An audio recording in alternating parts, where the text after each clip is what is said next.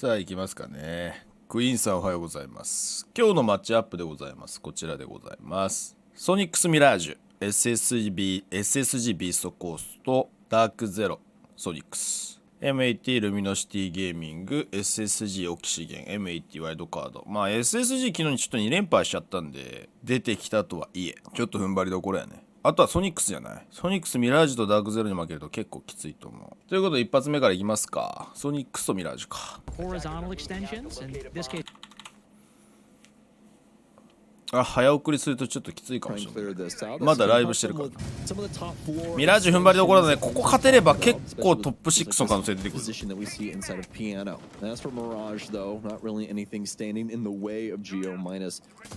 日はおもろい試合多かったです。マジか。楽しみやな。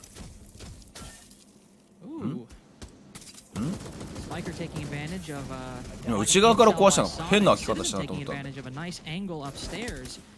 Might lose a Selma charge for the attack, but you gain a shot onto Kansan, and Citizen's gunning for a second, knows someone is on those solar stairs, and has worked his way into trophy with nobody actively holding the window, and can start to apply pressure on this player playing on the bottom of the stairs. Grixer moves in for the kill, Sloppy now cut down, Rampy trying to stop these players. さすがにな、居場所なかったな。うわー、ナイスカバー。Might down one, but Rexen excellent coverage, move to a bit more backline position on the Lion, holding the bathroom window instead of Onsei pushing on in. 5v2 now for the Soniqs and looking to probably take even further control. Well, Soniqs could be in favor of the Lion, and it's working beautifully so far. いやー、これバーティクの位置きつすぎ。Rotate in any creative way. Making it toward the clear is just so easy for the Soniqs, especially with what we saw on the top floor. Yeah, zone damage coming their way. たけしさんいらっしゃい。Soniqs fan, you rotate down solar stairs. Soniqs, you know. でも早送りちゃんとできるな。もう一声、もう一声。But for Mirage, at least the good news actually for the Soniqs' sake in their lineup, no Warden here, so able to use these flashes and these smokes to their fullest effect, especially for Grixer's case. And Grixer 3-0 right now. Of course, no team suffering a death after that flawless. Grixer looking to extend his lead in the kill count even further. First set of Candelas and smokes go on in, maybe just trying to bait out some utility. Nobody committing to that push just yet. 陽動したけど情報取れてるのかな。動いてないね。Start giving up positions to compensate for the now Trojan rush. But nobody from Mirage takes the bait. All C4 still in hand. People still holding the mirror windows and the mezzanine position. So good play to not react too quickly. レクゼンがなんか差し役だね。Instead move to a bit more of a normal clear. Gunner with those X Kairos. シーズン一番前に戻したのかな。まあまあまあ1個ぐらいね。You have 4, so you might be able to make a mistake, but with one already used for a rush, and Geo now down to only ジオがあんなミスするの珍しいけど。Soniqs are starting to become strapped of that powerful. あ、これ後ろが挟まれてるの気づいてねえな。E1D out in the push through a perfect Candela thrown in from the Ying of Geo. They'll capture. あ、やっぱレクゼンの挟みがうまいね。まあそれを生かすための味方の動きのあれ？お、フルス対決来た完全。今一瞬混乱したわ。俺なんで完全が攻撃してんだっけと思ったら、そりゃそうだよ。いやー、ここでランピーカバー取れなかったの痛いんで。そうだね、引かざるを得ないよな。中固めて現地に寄ってきたところを叩くしかないよな。フラグ2つ残ってんだよな。いやー、これスペキを回したいぞ。回して泥の位置確認したい。いやー、どうかな。立ち回ってるけど。いや、ドローンの流れ見たいんじゃない。あー、でもピンついてたのか。あ、壊した壊した。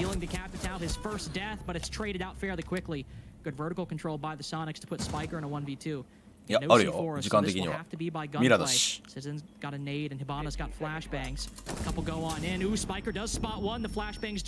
ントにはいけない。おお！ガンナーよく取ったな、それ。パウンドさんおはようございます。今のはよく取ったね。結構危なかったけど。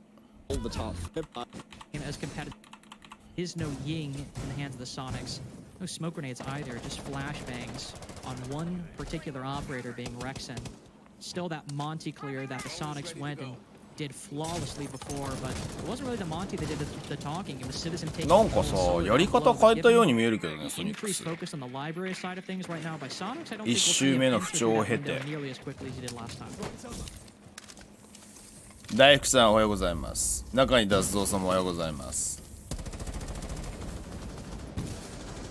Some presence on the top floor here from Mirage, but not really showing face just yet. Why would you? Not really too much to accomplish.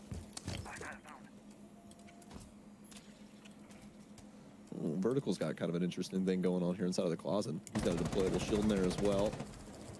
Entirety of the south wall is destroyed for him practically. 相滝さん、フォローありがとうございます。ワニパンシおはようございます。 I got like 480p right now. I don't know. Oh yeah, it is a shield. Okay. Oh man, I'm casting Minecraft. まあジオがハードブリーチャーやってないからってわけじゃないんだけど、なんとなくやり方変えてきてる気がするな。ロールそこまで変わってない気がするけど、でもどっちかというとシーズンがやっぱり前目な気がするな。俺シーズン前目の方が絶対いいんだよな。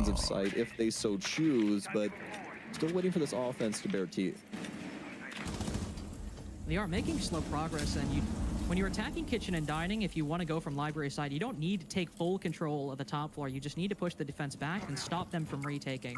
So Soniqs are just barely over the line of the minimum that they need, and might be able to find this pick. Active intel on the Maestro, and he's not able to move. If he rotates off, both of his angles to the left and right are covered by members from the attack.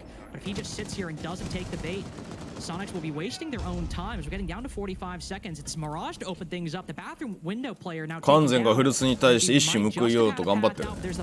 うまっ。いやー、ランプ惜しかったね。これはジオがうまいわ。まあまあまあ、一人持ってったから。うん、十分っていう判断。ちょっとモンターニの対応に困ってんな、ミラージュ。スーパーの配信でガンナーが IGL やっととか聞いたけど冗談なのかどうかわからんかった。口が動いてる状況から見るとなんかグリクサーっぽい気がするけど。ま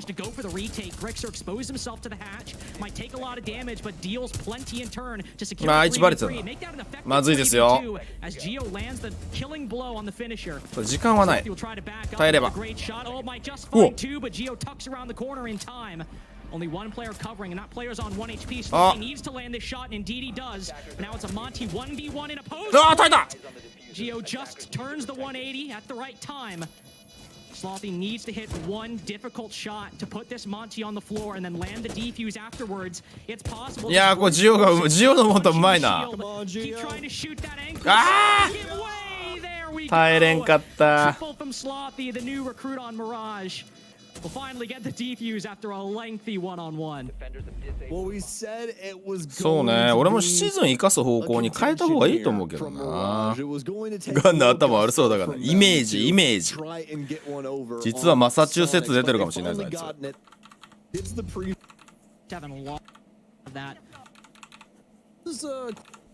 Looking forward to. I'm really hoping that Mirage can at least get another round on this defense. I like what you touched on earlier with the 2-4 split. Seems to be the goal for them right now. Most definitely something that will be. うわー、いいハッキングだなそれ。情報取れてるね今日ソニックス。なんかさ1周目マジでさドローン回ってなかったよねちゃんと。いや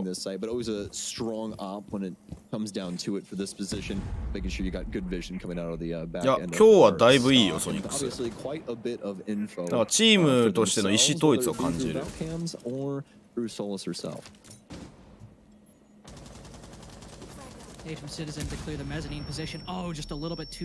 シーの部屋押されすぎるだろ。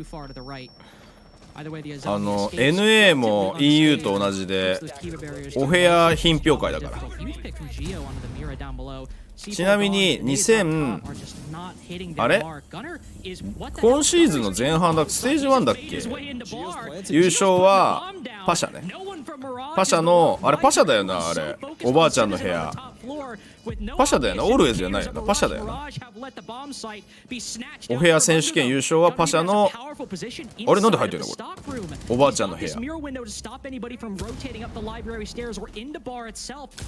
The defense might have vertical control, but a counter to the very position set up by the defense will be difficult.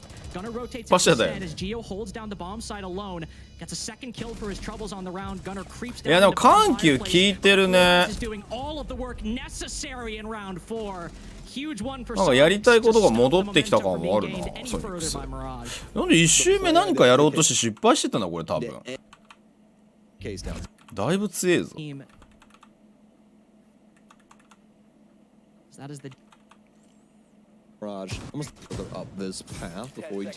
タイムアウトここで取るのは悪くないと思うな。だって防衛で1本しかまだ取れてないもんね。前の VP ローサーの部屋もおばあちゃんの部屋だった。まああれがゲハだったのかな。パシャの家はマジでおばあちゃんの家だった。あれが今のところ世界のプロプレイヤーのお部屋見せよう選手権で優勝です。おお、シーズンがラム使ってる。でもなんか構成的にシーズンのラムがどう考えてもアタッカーっぽいけどな。to bedroom or office. So whereas let's say you brought a buck and you might need to worry about the defense or push the defense further back. ばあちゃんの家に乗っ取って、ばあちゃんの家が空いてるから使っていいって言ってるんですけど、ゲハにどうですかって言って使ってた可能性ある。ジオの部屋のプロペラついてるあれめっちゃ好き。まあ海外はよくあるよね。なんだ空気変えるみたいなやつ。そこのクリアリングどうなってたんだ。ドローンだいぶ回してたように見えたけど。いやでもディフューザー落ちちゃってまあまあでもダイニング取れたから OK か。あ2階までいんのか。いやこれ結構2階の遊撃組がどうするかが大事だぞ。あ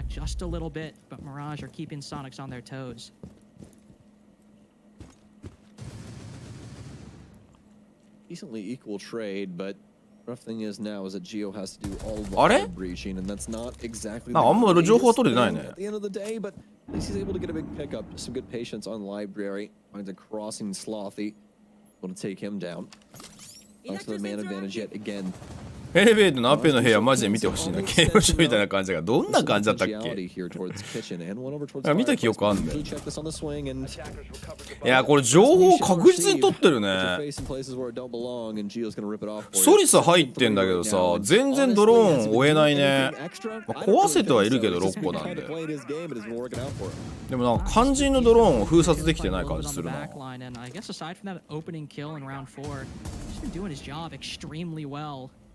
Maverick could prove to be a problem for the remaining Mirage anchors in the site. Oh, Spiker does spot one sitting through that very hole. Might just take up a second, but the reinforcement blocks most of his shots.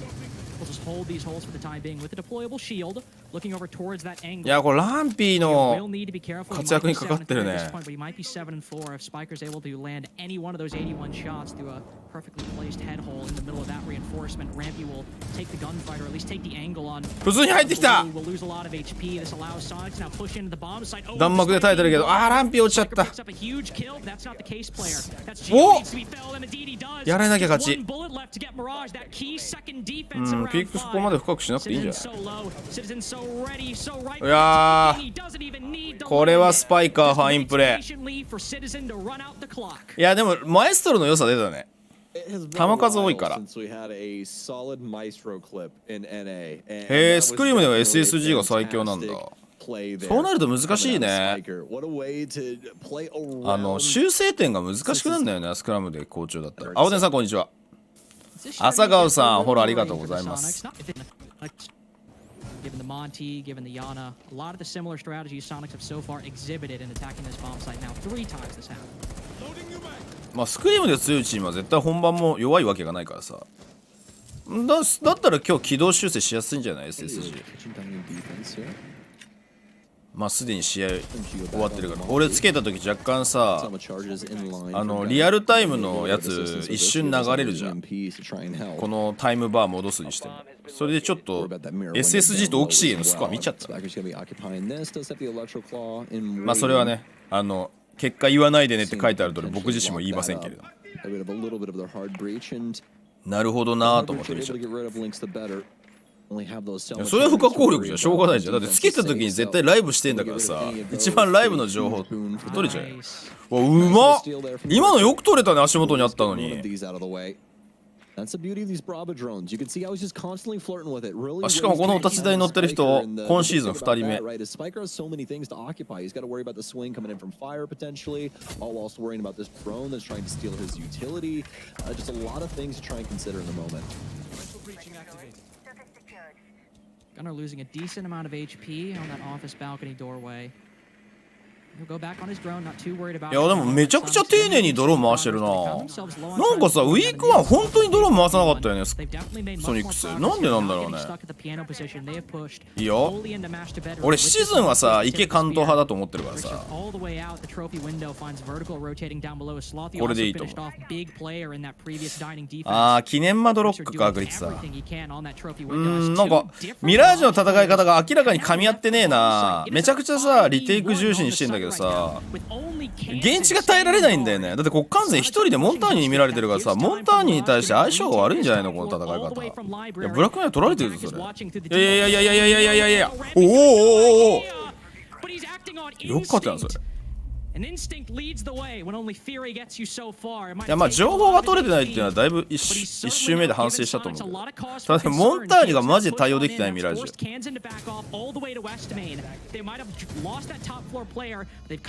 SSG は直近ニックス率いるアカデミーとスクリームしてるから下手なった説ある。まあそんなことはないと思うけど。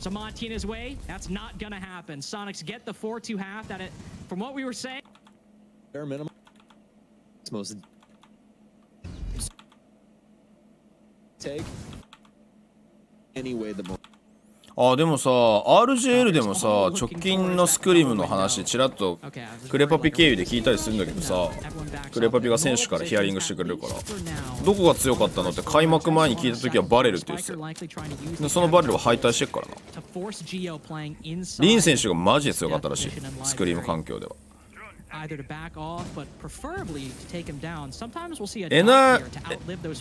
ージュのスロッシーさんは NA の CL で活躍されてた方ですが、多分出てたと思うけど俺もあんま知らないんだよね。うわジオ強っ。1ミリもカメラに映ってないジオ強っ。帰りのダチン払ってたね。ジオでもさっきちょっとポカやってたんだけどね。AA にいたのかスロッシーって。もう AA マジで人変わりすぎてよくわかんねえんだよ。AA とあとはSSG アカデミー。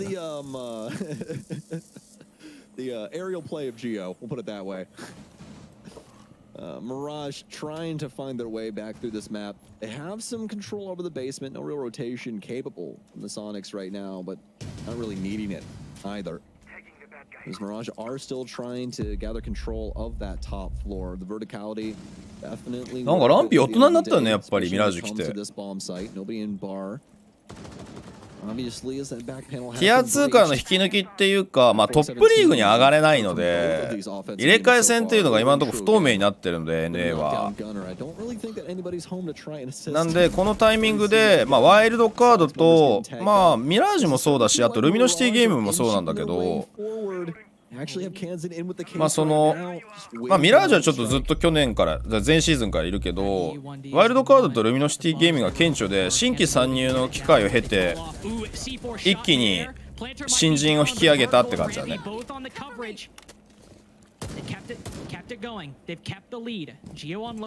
クタース全然覚えてねえ。あれ潰すになってる。まずいぞ。せっかく中取れたのに。これ起こしていいのか。ジオがいるぞ。まずいまずい。おおいやーこれはソニックスが偉いわ。ちゃんと今ジオがアプローチするのに対してシズンがちゃんと寄ったもんね。これは素晴らしい。ちゃんと保険が効いてた。いや今ランピ天を仰いでたけどもったいなかったね今のは。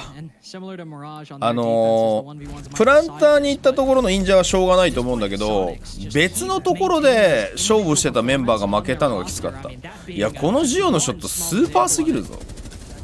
いやこれはバーティクルはもうニトロ落としてるししょうがないし、いやソニックスのさ今のアプローチもさニトロとピーク両方ダブルでやってたじゃん。素晴らしいよね。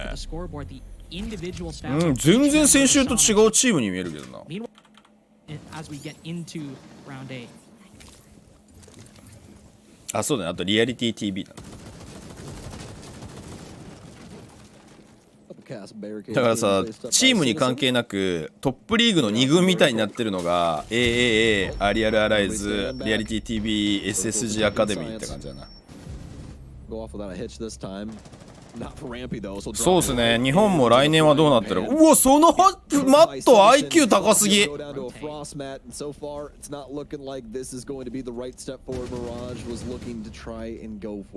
まずいですね、ミラージュさん。崩れてますよ。いや、全然強いじゃん、ソニックスって思うな、この試合見る限り。よく1週間でここまで修正できるな。あ、まずい。あれ、でも人数返したぞ。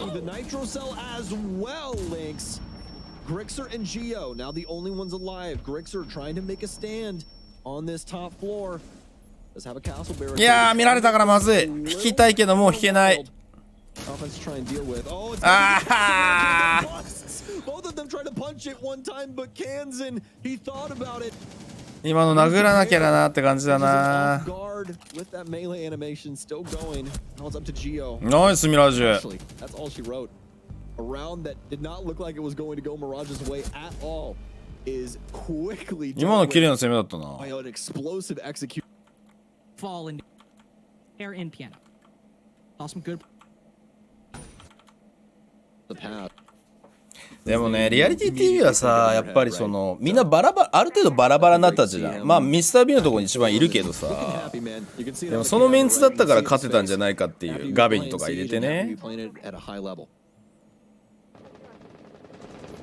まあやっぱ難しいよな。Very good game today. Oh, huge bounce back. You're absolutely right. M&M 昇格してそこそこ長いと思うけど、ね、2019かな。2020じゃない？ 2019だっけ？ 2019 昇格ってさ、2019の常滑でネロ優勝してるぞ。それからしばらく M&M で活動してたの時間あった気がするけど。Slothy, though, hoping to see a little bit more from him as he's the hot drone in front of him. Slowly moving on into piano, but now cautious about the library. ああ、ナビになる前の M&M ってこと？ With that part of the map right now, want to find some utility, and indeed they will. They'll find a C4 first. His library and all the areas around it aren't really too much of a concern for the Sonics. まあ T 2はどこも水物じゃない。え、そうやって上に投げるんだ。いいの見た今。真下に投げれねえからな。Up everything here. Doesn't work on hard utility, so that hatch will stay. But all the soft flooring, all ripped up. Come to the bars. Beautiful angle there from Mirage, especially from up top. There's a nice little thing you can try and gather there from Fireplace Geo with a huge find on the IQ. まあ今度の RJL のオープンでどれぐらい参加するかだね。Toe to toe for years now. You can see the respect. Geo wants to take his time. E36 リアライズぐらいじゃない代表格って。 Geo, all he's got to do is play this off audio now. He knows that he's in the area. He knows that he can just more than likely rotate a little bit later on if he waits out vertical enough. Love this veteranism from both of them. Just understanding what the moment is. There's 5 このショットガンでこんなに 床抜けたっけ？ and something's got to give. It's going to be Citizen into Rampy first of all. いいよシズン。もう完全にキル色になってる。 Sonics might not be holding library and bar, but they've been holding on to dining for the good portion of this round. あ、システムと A2 か。システムって今活動してんだっけ？システムってアイキャンくんとかいるよね。あー！まさかのブレ。プロでもああいうこと起きんだな。シズンのカメラ見て。シズンが暴れ散らかしてる。う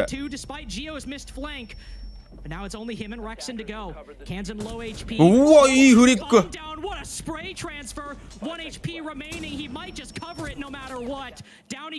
プラント取ったんじゃないRexon does spot now. Slothy can fall back. He's got vertical too, but reduced HP.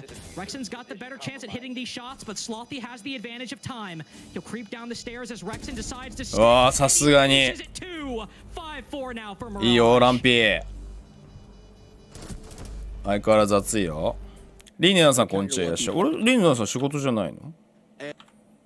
feeling the same about which did right when we see this huge moment here from Citizen come through. It's like think are あれアイキャックって今リアライズだっけ？覚えてねえぞ。ペロ君じゃないリアライズいるの。ペロ君はリアライズいるの覚えてる。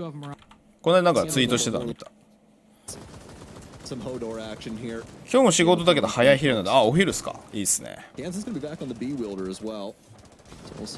ランピー血管系です。わかる。たまにマジでさ、実況でなんか頭の毛細血管多少切れてるのと思う時あるんだよな。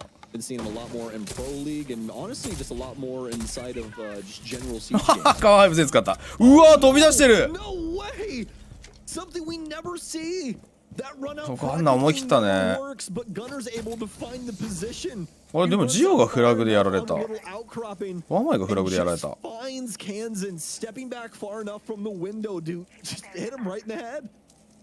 日ちょっとバーティックで活躍できてないね。5の8だとポジション的にやっぱそうなるよ。お、バウンドさんサブスクありがとうございます。won rounds, not just in 1v1s, but with multi-kills, huge flicks, huge moments. That player's now gone.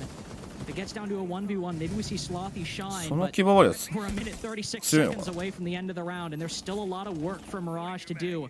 ランクでクラッチ決めた時叫びすぎて一瞬気を失ったことがあります。それは近所迷惑は大丈夫なのか。気を失うのも心配だけど。俺でもさ気をつけようと思ったのがさサンシャイン池崎さんがさいつもの挨拶やってて酸欠になって倒れるっていう動画を見たことがあってあ気をつけようと思ったね。叫べばいいってもんじゃねえんだなと思った。あ防音結構してるのだ。おいいよバーティクル言ったそばからあれやばいよね。あ人ってこんなに普通に喋ってて倒れるんだと。Now Mirage's clear can continue on this top floor. Citizen in prime position to try and block this off. Headed off of the pass right when Lion tries to hop in, and he'll be able to get the first one. 分かってて勝負したくさい。いやここ取らないとミラージュ。ここ取って流れつかめないと。でもまだシチちゃんがいるシチちゃんが。クリ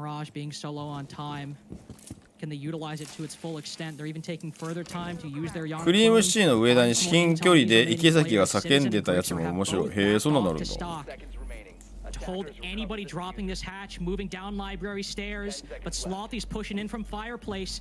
Is this expected? Are they watching? Yes, they are. They've consolidated. いや有志でタイミングがずれたな今。有志壊してもよかったな待ってるんだったら。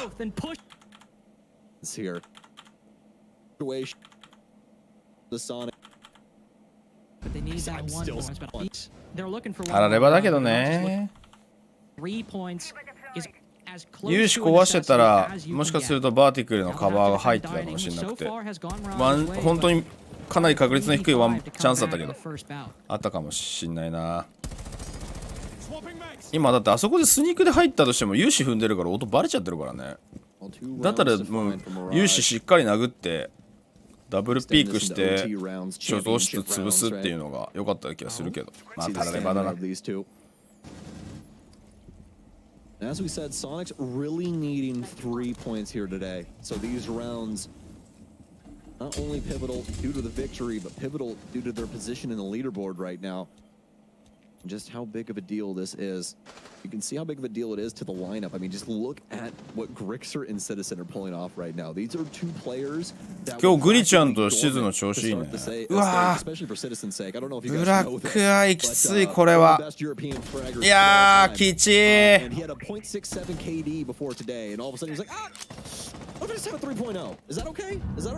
しかも落ちちゃいけないインが落ちちゃってんだよな。なんか今日ちょっとスロッシーの立ち回りが微妙に見えちゃってしょうがねえ。ああ割れなかった。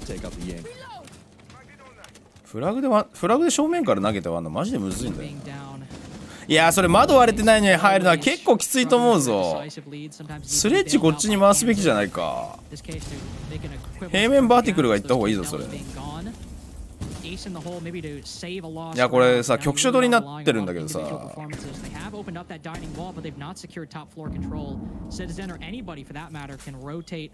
そうピアノラインがどかせられないんだよ。今みたいにあそこまでシズンが上がってピークできちゃうから、2階の取りたいエリアが取れてないんだよね。これ仮にさこの爆弾 B でプラントしようとすると上が制圧しきれてないから絶対上から車線残るんだよね。床も抜けて、ほらシズンが何回もちょっかい出してるでしょ。ここまで取らないとダメなのよ。いやこれ無理だぞ。全然エリアが取れてるようで取れてない。いやそれはむずいんじゃないか。気づいたら上から車線敷けるでしょ。いやそうなるよ。シーズンだから上でしょこれ。いやこれはさすがにないって。雑い雑い。いやそれこれも上でしょ。ほらシーズンの位置で絶対見えるんだって。だからアーマーバランス 100% 壊さないとダメだったんだって。いやこれはミラージュミーピー怒った方がいいぞ。これは雑いさすがに。いや上にスレッジ回して平面にバーティクルだったらやりたいんだったら回すべきだった今の。これは申し訳ないけど俺が言える立場じゃないけどこれは結構戦術的なミス大きいと思うよ。あのアーマーパネル絶対割らないとダメだよ。でもちょっとソニックスは立て直し見事だなこれ。おナイトヘイブンやってる。いいよ。若干この試合一番今日微妙なんじゃないかと思ってた試合だからな。2試合目いきます。いやこれどう考えても SSG だろう。おお殴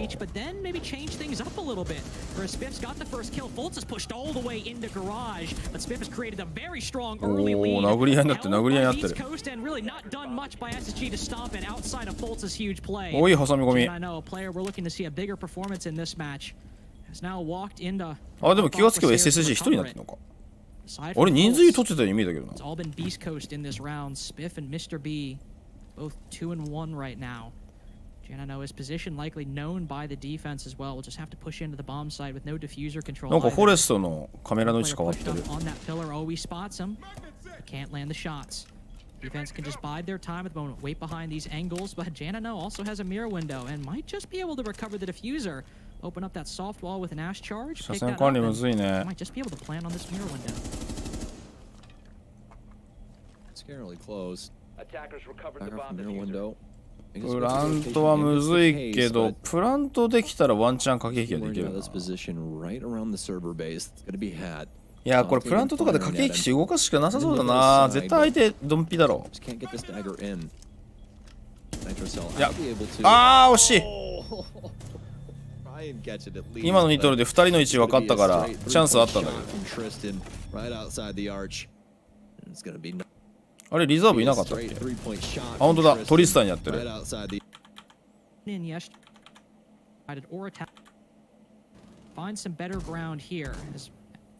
そうだよ SSG アシンアタッカーじゃないよ。サポート昨日が徹底してサポートしてる。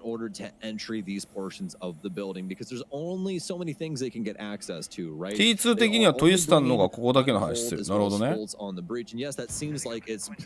ザーブ確かにちょっと昨日までの試合リバースやね。リザーブじゃないリバースね。リバースそこまでインパクトなかったな。Access point is going to be Master Keen open the entirety of delivery. It's going to be right to the hard breach combo, the exothermics. おブラックミラーにウォーデン最強の構えだね。今のドローン壊され方でこれ見られてるわって分かるよね。今のでウォーデンがブラックミラーの裏にいること分かったんじゃない。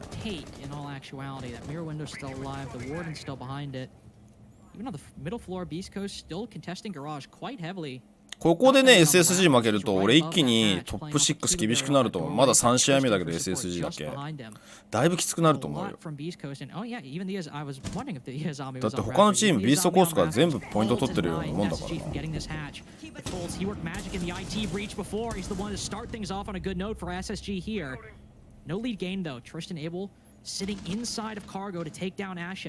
So no lead gain for SSG just yet, but they've dealt away with a key player in the defensive strategy. Nice little pickup there for J90. Discovers Doc hiding in the corner. 上潰せたのかな。 now. 上は潰せてるね。 themselves to SSG. Constantly crossing their T's, dotting their I's. Making sure that there is no oversight, at least in round 2 here. They did get punished a little bit on their execution out of that first round, but still an opportunity for Forrest, just not one that he could capitalize on. And now, 月先ブリーチングチャージだけなんだ。 right to 車線そんなしきれなくないかこれ。 How do they want to transition into this though? They have the entirety of delivery open. いや、トリさん無理しないこの判断正しいね。いい判断。 Around the main basis where they 多分最終的には我から来るだろう。 this case. 危ねえ、大事故ならずに済んだ。 Swinging around the animus. He'll be able to take down one, but not before SSG find a couple more. It's going to be down to Tristan now, 1 versus 3. The sub to try and get the dub. We'll see what he can do. Attackers are activated. Wins his way through. Knows at least 2 are on his left as he didn't know Sa whatすがに。 was going down. He'll pre-fire one beautiful shot. うまっ。 Like you said, mechanically gifted. 危ねえ。 And he'll get the second one. Very 3人がかりでやっとトリスタン止めれた。 I know what's positioned where he 危なかっ was, た。 because if he was not, there's a good chance that Tristan has an out. Those kinds of plays can only game yesterday. へえ、そうなんだ。 Players in these first couple rounds. Now, did he? Got the jabs going now. まあお昼働いてるとなって感じだよな。 Quickly on the delivery side and then transition that into the mid clear that allowed them まあ学生かもしれない。 start punishing beastcoast rotations, especially throwing them to apply a little bit of that extra pressure, even if nobody was occupying those angles. Something to worry about them at the end of the day. So. ミスタービーついにアフロからパジャマに見てなかった。いや、俺はユニフォーム着ろよと心の底から思ってるけど。いや、それはなんか規定あると思うんだけどな。普通契約書に書かれるんだけどね。公式試合とかイベントの時には必ずユニフォームを着用しないと。トリスタン強っ。 5-1-0 right now, Lynx. He's definitely standing up to your recommendation. Tristan's loving Nighthaven Labs. I can say that with confidence. He seems to be at home on this Solus. 戦術にはまらないからトリスタン自由に動かしてて、それは逆に SSG 読めなくさせてるかもしれない。 Can do a lot of work with. Oh, he'll try to back down though, but there's 2 different players trying to pinch him out on the vending stairs. まあまあ兼業で予算が厳しい時に耐えるって仕方ないことだと思うけどね。実際に日本も結構あると思うけどな。結構とは言わないけど、ないわけじゃないと思うけど。結局15人ぐらいチームでその裏方のスタッフね支えてます抱えてますって言っても、そのうちの多分正社員って5人から6人ぐらいだと思う。フルタイムで働いてる人。俺のイメージね。あくまでね。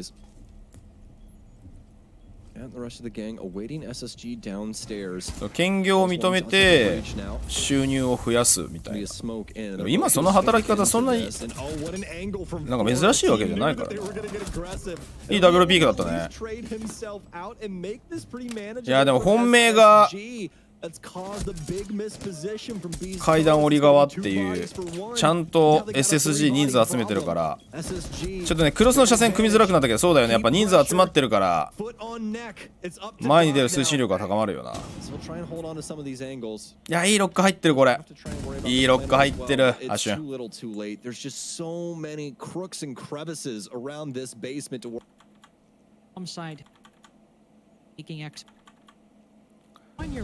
シルバーさんおはようございます。ト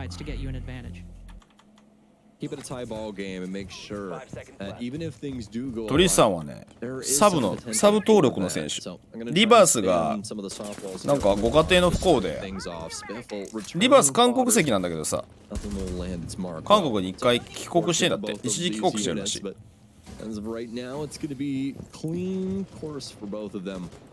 home waters as of right now, and back to the nitty-gritty details like hard breach and other utility usage.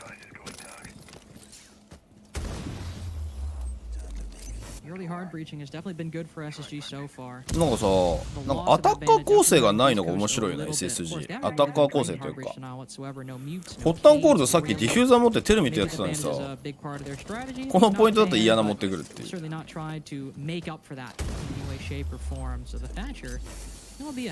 モンタとブリッツバンされてる草。 Open up the IT breach and the connector breach now, both solid pathways, but now you need to start pushing into the site. Fultz was able to get a lot of big picks previously, but Spiff countered and mitigated that entirely. まあ C9 はクラウド9だよな。 But also denying 元クラウド9好きなんじゃない？ for players like Spiff to get active inside of the bomb site. That's what SSG are looking for. リザーブ韓国人だからクラウド9好きだってあるかもしれない。シャイルが実は好きなんですって言って。 Well, last time that we saw SSG assault this site, they were pretty strong about lighting the fuse here about the halfway point. Are getting some pretty major gunfights. Worked out for them pretty well as well. Forrest is going to be the first one in the building. He's got the cross here. Unfortunately, he is the 3 armor, but won't be able to stave off getting down for long. Forrest might have a chance to sneak on out, but Fultz will actually end up getting taken down. They do still have to worry about 2 over here on the meeting side. And here it is. Big round from Beast Coast. A huge ここは全部当たれるとこで当たれたね。 and the excitement from Mr. B there, but you can see everybody immediately returning. For SSG. Selection on mission. It's actually when they're attacking the bomb site directly. Now for Beast Coast. And we saw successfully defended by M80 with some probably like the first answer 22か悪くないね。 as to how to stop somebody from planting inside of A. BC 今日頑張って I る。 just shoot him from upstairs. And that's exactly お what 地下エントリー。 Spoit was able to maintain control of command console the entire time. And as you can see, just from the positioning of the room that Spiff is in, pretty important when it comes to the central office. So we'll see if SSG are able to assault this top floor in an effective manner, try and strip that away from the defense. サルポンさんフォローありがとうございます。 That's got some なんかハットがね強いんだけど最近前目に行き過ぎて空回りしてるようにしか見えないんだよな。 nobody really visible just yet. もっとこの人頭のいい選手な気がするんだけどな。あ、噛み合った。 And Hat just misses the opportunity. Hot and cold now behind the stairwell leading up to the middle floor out or the top floor outside. Nothing for Tristan to do on that run out. Instead, all of SSG positioning. うわーそれいいぞ。あ、でもいいガスグレネード。 Candela's going on in. No follow up though. No follow up just yet. Instead, Fultz clearing the top floor. Nobody hopping into the なんか bomb めちゃ site. くちゃハードブリーチャーとディフューザー持ち変わるな East Coast not SSG っ really て。 positioned that heavily inside a CC. 今回の SSG の成績見てどうですか？なんか思ったほど Inside that second floor. 連携がいいとは思えない。 Opposite side of the map 昨 from 日の SSG. 2試合見た限りだと。アシュン入れてさらにあれを増してるのかなと思ってたんだけど連携を。今のはミスター B ナイスピークだね。 Slug rounds in that thing nowadays.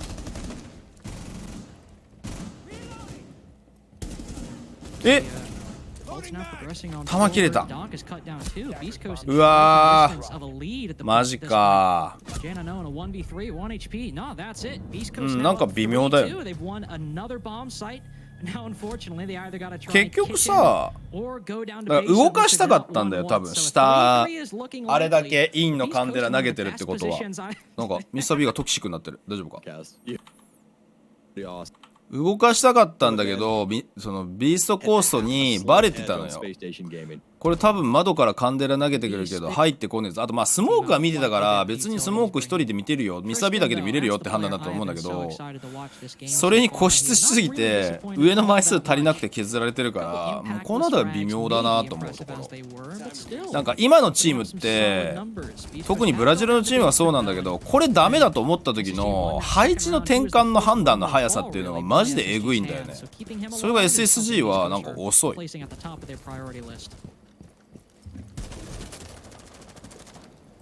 シージの神にお祈りしてて草シージの神ありがとうみたいな SSG do have to deal with this top floor again, and that means they do have to try and fight through Tristan, which is the big name on Beast Coast right now. The sub standing in for reverse, and I mean, I feel like we know exactly what Mr. B did with the situation, right? He was like, "All right, Tristan." まあ一応リズムにはなってんだけどねここもアッション一人入れるんじゃなくて若干のホッタンコールドがついてってあげることによってクリアリングの省力化と遊撃がいた場合に足跡を取ってちゃんとケアできるような構造には一応なってんだよねでロジックボムも入ってるしここの毒の勝負は結構エグいなと思ったまあ小手紙は見えてたからな今コ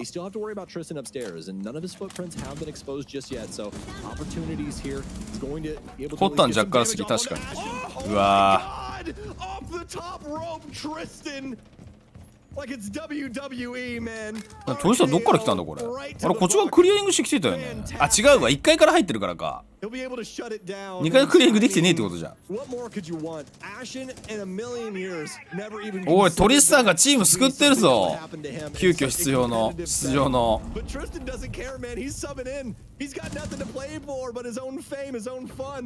And right now, we are living in his world as they are currently 3-3 上に行くことはバレてるね。 up against SSG in round 6, trying to take this 4-2 half. Tristan on the top rope. いや別にスタン投げられてもなんだよなそこな。足止まったよぜ SSG。ああ膝治療。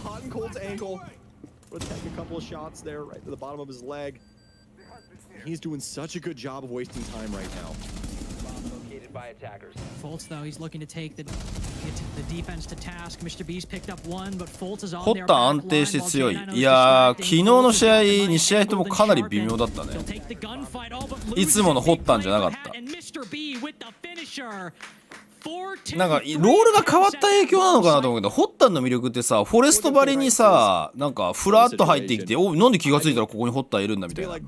特にその手動とっていうか前のラインと一番後ろのラインの間を取って崩すのがマジでホッタンってうまいと思うんだよ。あの手この手で崩せるからさ。それがね、なんかポジションなのか全然機能できてなくて、すげえ微妙いなと思って見てたんだよね。なぜかっていうと昨日ハードブリーチャーでディフューザー持ちちょいちょいやってて、そうなると間を取りに行く動きってやっぱできないからさ。これラッシュ組んだ。来ました。行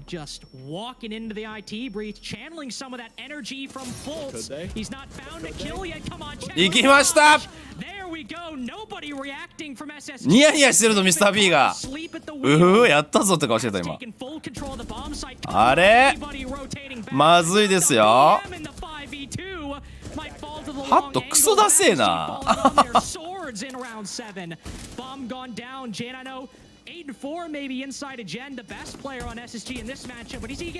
ホリケンさんでございます。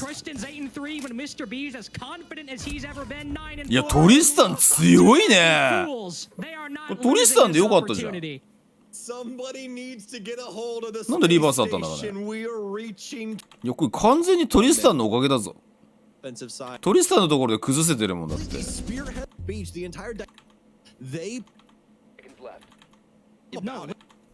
This is a time to start a huge win streak in your last 3 games. Just maybe build yourself. あとミスター B も9キルっていうね。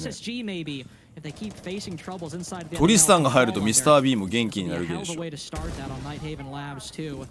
あ、そうかさっき言ってたところか。フルタイムで入れないからリザーブなんだ。でもそれはさ、チームとして調整できないのかな。ちなみにノーセプションとかもフルタイムじゃないらしいよ。ニナ君が日中学校あるから。イグジストもそうだって言ってた気がするけど。もちもちきなこもちさん。俺きなこもちさんも誕生日なんですか。確かミスクリームさんがなんか今週の土曜日誕生日だって言ったけど、連日だぞそれ。今日金曜日だもんな。誕生日おめでとうございます。もちもちきなこもちさん。レフティさんこんにちは、いらっしゃい。will be contested enough where they could slip through if they do get on a victory streak here. But only time will tell, and that's really it. It's going to be a timing thing. SSG そうだね。昨日フリーダさん誕生日だから、フリーダさん、もちもちきなこもちさん、ミスクリームさんと誕生日がつながっていく。Showing up here. He's trying to get this KED back in check. Mr. B, calm and collected as a C4 blows up in his face, but he's well outside of the distance in which he'd die, so he's all good. Don't worry about it. Just back up, go for the rotate, play something else. But I will say, Beast Coast, they might have had an excellent round 7, but round 8 has been very quiet, very lackluster so far. Struggling to acquire control, only just now starting to progress further into the building, but Doc is really the only one who has some bit of control. It's all too focused on this meeting and connector side right now. I don't think they even have the connector wall open just yet. Now, part of it's soft, so they don't need to, but there's a mirror window on that right panel. You've got to deal with that. Indeed, he will. Summer charge placed, but that's why there's a mute jammer there. They'll need to EMP that afterwards. Waiting for the peak, waiting for that mirror to break to send out some carnage. But he pulls back, I suppose. Not doing it just yet. いや、でも壊された。 その間にトリスタンが。So you don't need to C4, you just need to sit there and wait. Tristan's cut down Ashen. Now they have a way forward. Mr. B is a little blind. いや、時間ねえな、人数削れたけど。Doing the killing though. Tristan 10-3 having a great score. そうだよね、無理しないでください。うわ、絶望の牙バリア。絶望の牙バリアにまた。うわ、でもトリスタンがいる。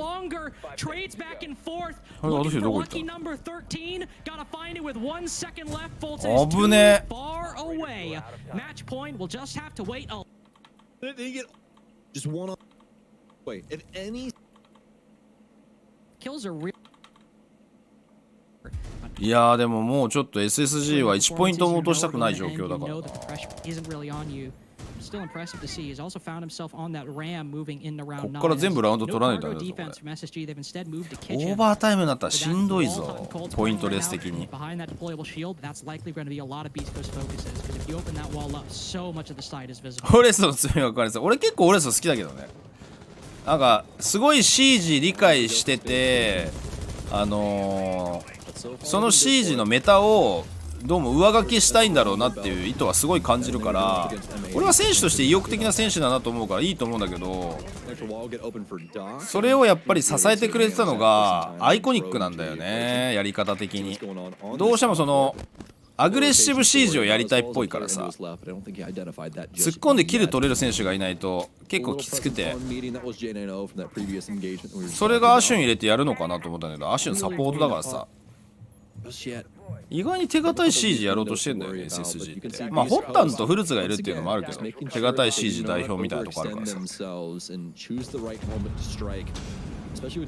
俺は嫌いじゃないんだけど、 SSG 今のところ噛み合ってないから、まあどうするんだろうなっていう思いはある。やべえ、トリスタンが有能すぎる。強っ。J9 用の強さ久しぶりに見たなこれ。今の M 強かったな。ミ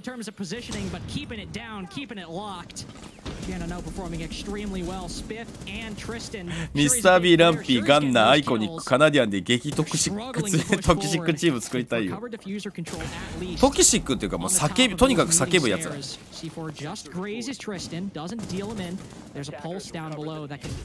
Keep an eye on anybody moving on this top floor, and Forrest has another C4 as well. So that duo, Fultz with the intel, Forrest with the utility. That's what Spiff and Tristan need to be careful of as they use these auto breachers, as they move along this top floor. 平面割れてたっけ？あ、ここ割れてないんだったらかなりきついね攻撃が。俺なんかスピフがハードブリッジやってる。おや？Make sure that they are aware, or at least are covering these angles. They're pointing in towards them at the moment. いやーここでね当たりに行かないのがマジでホッタンコールドのこれはもう渋いベテランの技よ。情報を体で取りに行って引いて現地の味方に教えてあげるっていうね。で自分は生存して構わないと後ろからクロス組めるぞっていう体勢に持っていくっていう。ホッタンコールド渋いね。To his name now, but Mr. B quietly putting together his own discography of 激特殊激特殊言えね激特殊略して GT F ワードしか飛んでこない。レッツゴーベイビーずっと5人が言い続けてるかもしれない。These walls open for themselves to try and deliver things later on.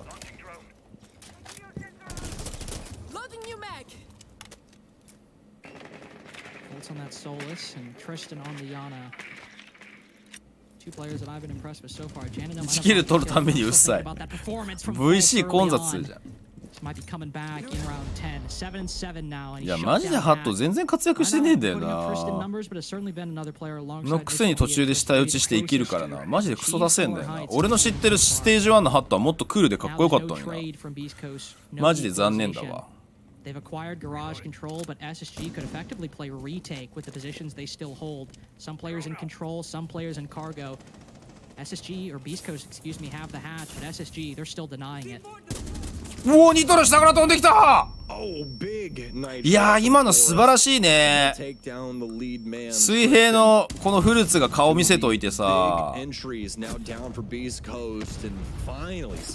い連携。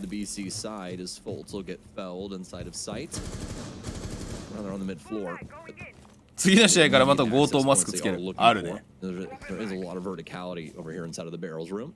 うわー、足のいいとこにいる。ミサビあんま警戒してないよね。でも通り過ぎちゃった。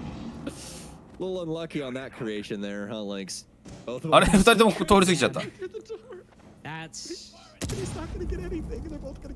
アシュンがトップリーグの洗礼受けてるね。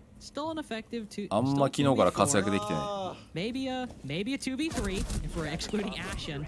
All the other angles certainly doing the work. Certainly doing the work for SSG. 激トクシックのコーチは M80 のコーチが、あ、謹慎コーチね。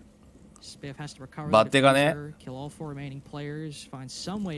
ッテがだってさ、いまだかつてそのコーチが熱くなってね、声上げてあんな長期間 UBI さんにバン食らった人初めて見たんですよ。ごめ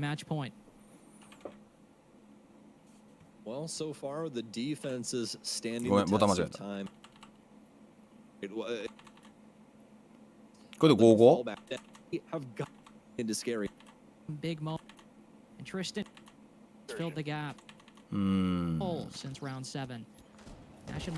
んかスピーディーな攻撃以外の丁寧に攻めるところが惜しい。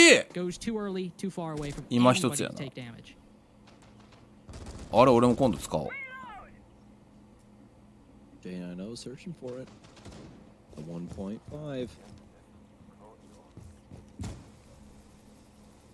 Seeing if the predator could find some prey. Not really home right now. To see if there's any rabbits. 今日スーパーのチャットで煽り合いしてた。誰か。 Really going on as of now, though. This point about their due diligence as per usual. It's going to be the IT breach first. Electro claw out, and it's not gonna get it. The Twitch. いやー今ちゃんとさ、ショックドローンで保険かけてるのすごいね。そう、これが俺の知ってるハットなんだよな。ボッテがマジでそのチームミスタービーはカナディアンへのリスペクト高すぎて多分余るいいね、シュンとしてる借りてきた猫状態のミスタービーおもろいじゃん。なんかフルーツもロールが合ってないのかなって気がするんだよな。まあでもこの試合8の8だからだいぶ貢献してんじゃん。アッシュが逆になんかナイトヘイブンラボをやり込めてないのか珍しいね。珍しいというか昨日エース取った活躍あったから。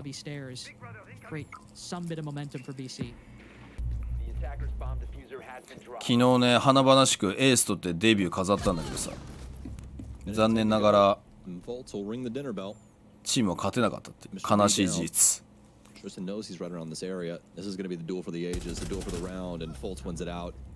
あれビーストコーストさんの悪いところ出てるよ。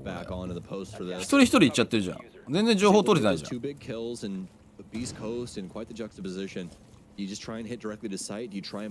やこれ行ったとてなんだよ。ディフューザーないんだよ。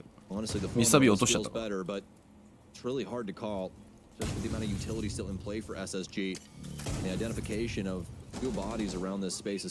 やその覗き込みも怖いけどな。いやそれはさ、それ今やらかしたぞ。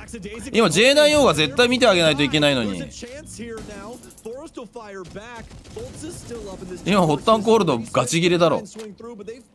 俺あの入り口からの車線は J9O が見てくれてるから配電盤のこっちの監視室の方見てたのにさ。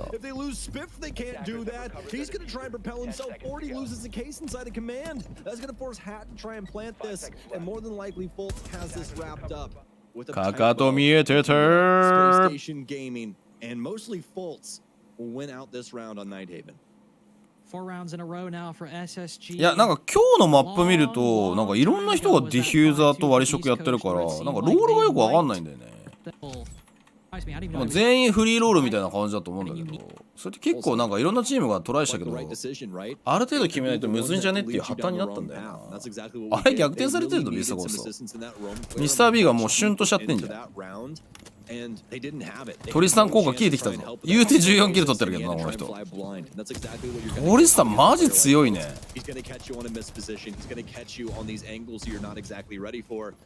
And it's just something that you have to try and mentally prepare yourself for, right? And that's always going to be a very difficult task. You're talking about a hammer lifter here. That's certainly him. Only time he's lifted a hammer has been if he's decided to do some carpentry. Speaking of that, floor reconstruction. またミスター B 一番最初にやられたな。 Still favored Beast Coast. 4v3 now. Jaina no Forest. Both fallen. Folds the other big performer on the SSG triumvirate. ただ人数いいは取った。 He's down his C4. That's the one that missed. That's the one that got away. ティームファット言うな。 Specifically to survive on 1 HP. They've now not entirely cleared out the top floor, but they've made room in front of IT. There are still 2 roamers inside a meeting, and that's the spot Beast Coast need to focus on now. 現地全然誰もいなくない？一応いるのかフルーツが。上取りに来ないね。まあでも1分30秒かまだ時間あるよね。めっちゃ広がってるけどこれ。大丈夫なのかな？そろそろ前線縮小しないとダメなんじゃない？ Just to make sure that they can try and play for these crosses, play for these trades, help each other out just a little bit, especially when these moments become more dire here in the next 45 seconds. East Coast doing their due diligence. エレムズも腹回りなかなかすごい。いやでも俺たびたび言ってんだけどさ、最近 CSGO の大会見てんの、まあ、ちょっと最近忙しくて今やってる ESL のリーグに見えてないんだけどさ、マジで CSGO は滑腹のいい人少ないのよ。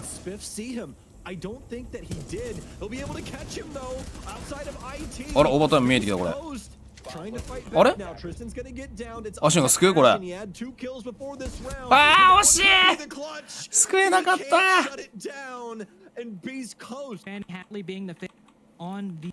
シンプルはそこまでガタイ良くないんだけど、なんかね筋トレしてる人がマジで多い。やっぱエイムは筋肉なんだなと改めて思った。 CSG の大会見ててマジで本当にドリームさんクラスいないの。そのこの間 G2 が優勝した大会俺結構見てたんだけどさ、上位チームはまずいなかった。いやー SSG これ1ポイント落としたのでかいな。ビーストコース相手に今最弱枠だからな。筋トレしたら精神的に安定する。そうだよ、うつ病の対策になるホルモンが出るんだよ。関東いいようでしてるよね。いや関東は滑腹いい方だろ。関東絶対筋トレしてねえぞあいつ。まあ筋トレしてないとは言わないけど、ちょっとさすがに脂肪の方が多すぎじゃないってか。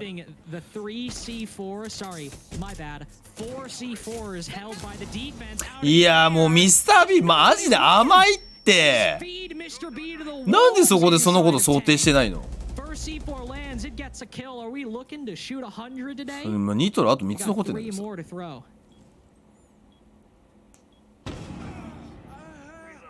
逆にスタークラフト見るとエースが小さいからスタークラフト見よ。いや俺ドリームさん好きだからさ。クマね、小熊さんね。うわ J9 をいい仕事してる。いい仕事してますね J9 を。一人忍者見えてるはず。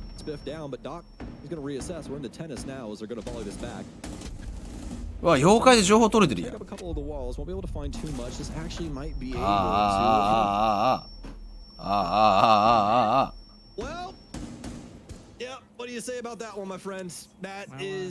トリスターにこれ頼むしかない。頼むトリスター。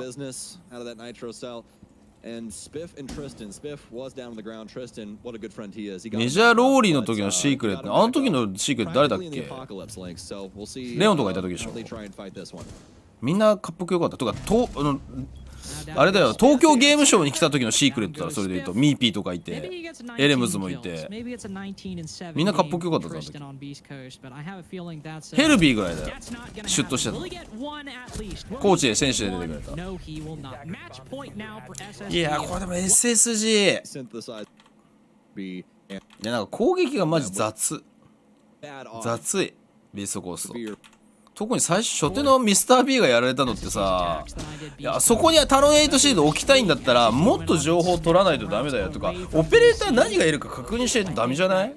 だってインパクトでもあそこさ壊されたらさ一気にミスター B 引けなくなるのにさ、なんか保険が効いてない。いやそんな選手じゃないんだけどな、ミスター B ステージ1見た限りは。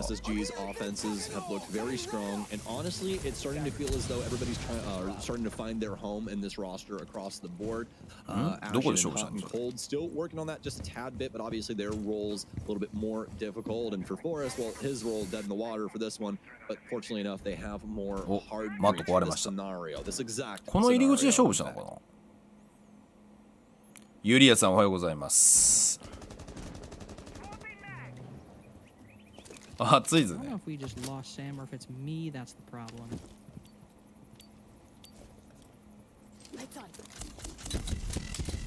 RXWD 懐かしい。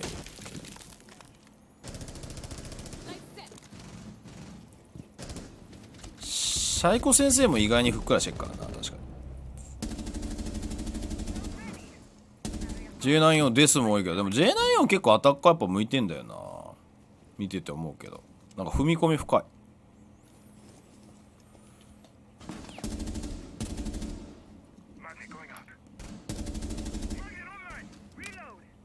いやふくよかは正義じゃないと思うよ。俺マジでエイム鍛えたいんだったらマジで筋トレした方がいい。それはねクレパピも言ってた。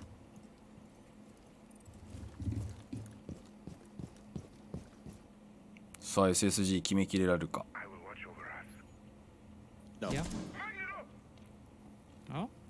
特にねアストラリスにいる、あ名前忘れちゃった。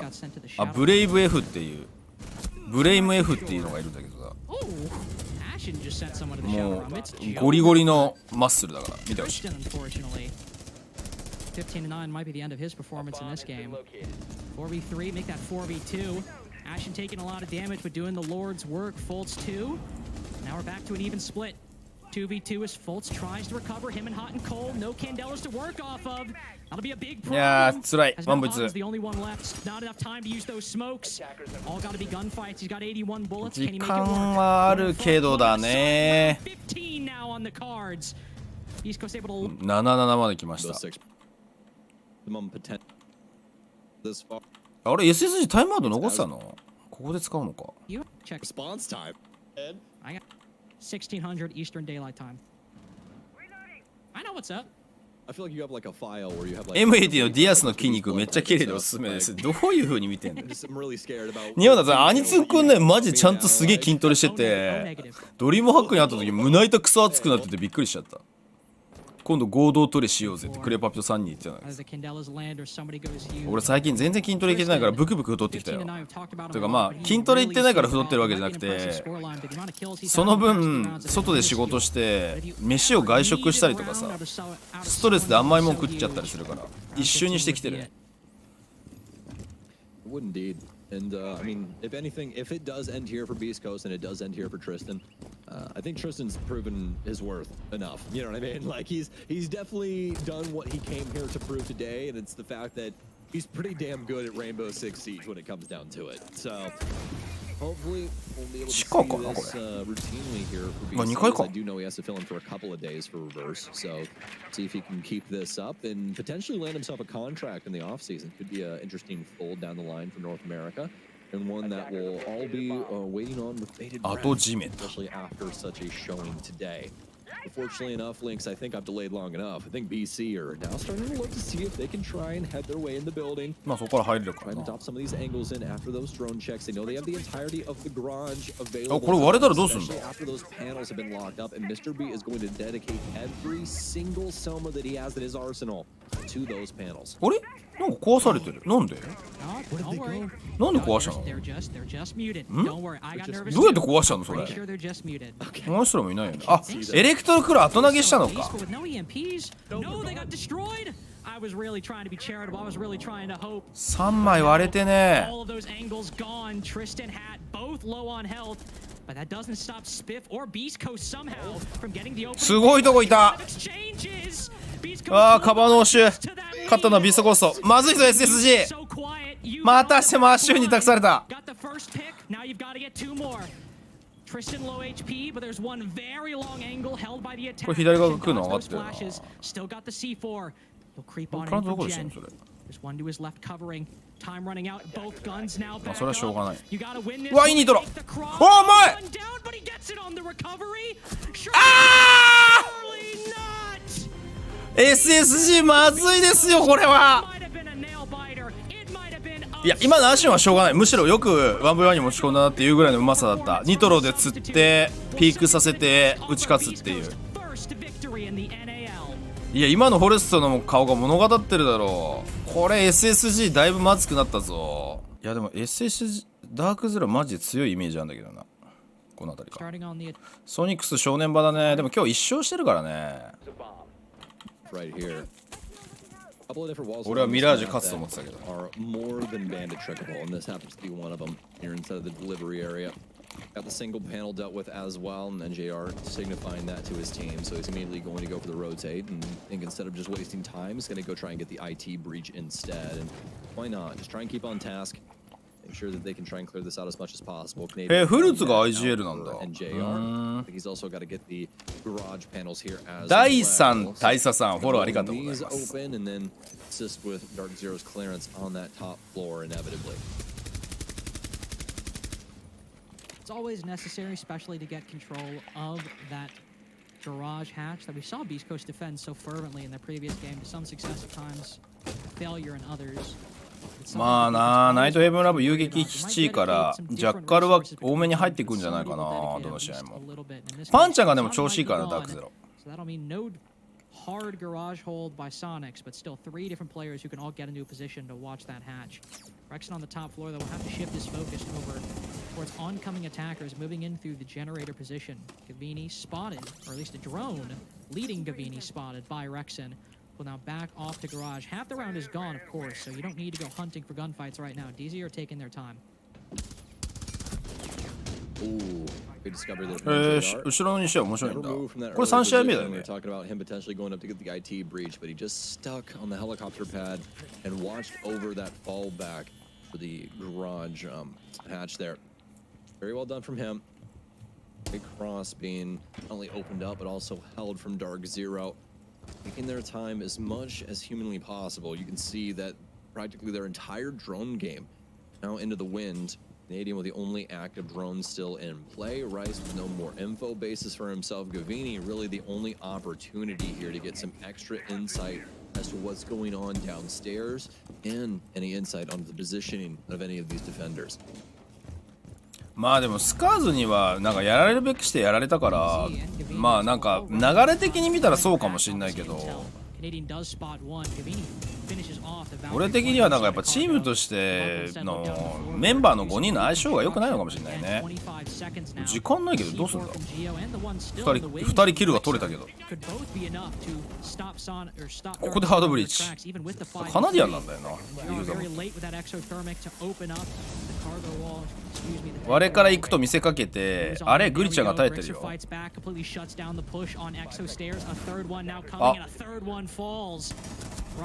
時間なさすぎ問題。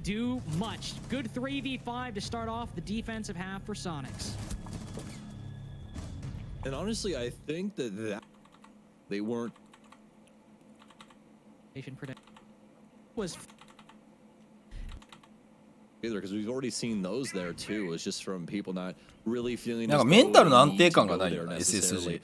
なんか浮き沈みがすごい。So it's kind of like a villa scenario, right? You can go to any single site that you want to, and you can more than likely win a round if your strat is good. なんかパフォーマンスがみんな出せてるかっていうのをすごい疑問に感じるっていうところが正直あるな。この車線面白いじゃん。俺も使おう。I've really been enjoying Nighthaven Labs so far. Me too, but again. I'd be fine if maybe you and I take a little bit of a break, a little bit of a breather. でもスクリーム強かったってことは手応えあったんだろうな、チーム作り。で本番になってみたら全然うまく機能しなくてどうしたらいいんだろうって感じには見えるけど。I'll take Nighthaven for the time being, given its novelty. It's still 5v5 as we just now passed the minute mark into round 2. He's even honestly kind of slow attacking these breaches, and the presence of the bandit making that very problematic. NGR waiting for that EMP and the explosive blow to hit. Finally it does, and Grixer will back off. No bandit batteries in pocket either. So not only will the IT breach be opened up, but likely a lot less bandit tricking for the remainder of this round.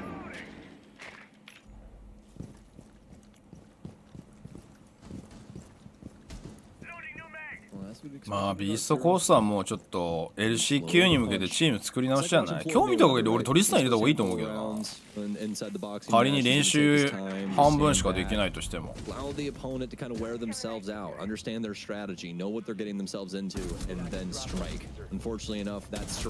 スカバー。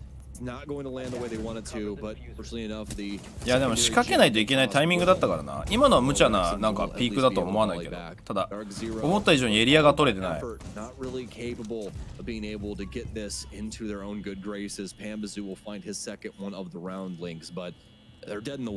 ラントはいけるのかそれ。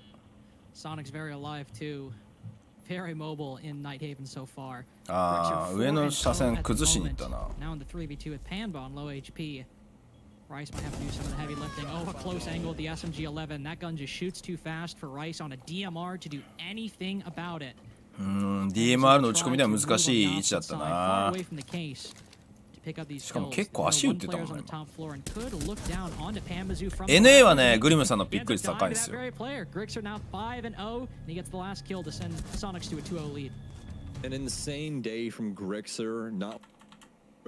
いや、トリスタンバカ強かったぞ今日。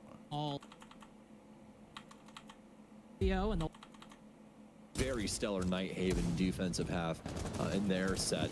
But as of right now, Soniqs looking to make a case that they could have one of the more successful defensive halves that we've seen.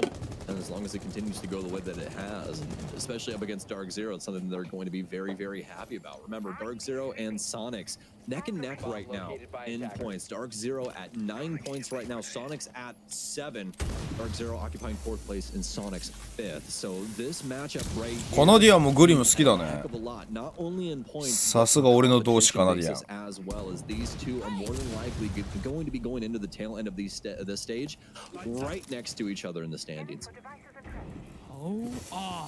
間に上がった。Just the existence of the EMPs, man, it will nullify all that good work. So good timing, good in intention, and good in execution. Just DarkZero have the perfect and simplest counter to it. Now both IT韓国今日決まるはずっすよ。今日で2チーム決まるはず。昨日どこがあったのこれも全然結果見てね。グリム使ってて楽しいよね、わかる。やっぱいろんなことできるじゃん。そのカワンハイブだけじゃなくてハードブリーチングチャージ持ってってバリフ持ってるから。This is where we need to see DarkZero take the lead and take the lead confidently. And well, that's not really what I would call that. ニトロどこ行った Did he shoot the nitro cell? Is that what happened? If he did, you know what? Shout out. Yeah, I. Oh. Nope. ああ絶望。The other one, but I just don't know where the hell it went. Citizen tossed it, but it just like it actually just teleported into another IQ はウェルカムマットまでは探せなかった。DarkZero now once again worse for wear.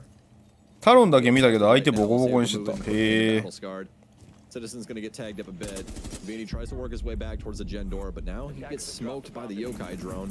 Even a good info basis on this. And なんか全然ダメだね、ダークゼロ。 Citizen just lays him down.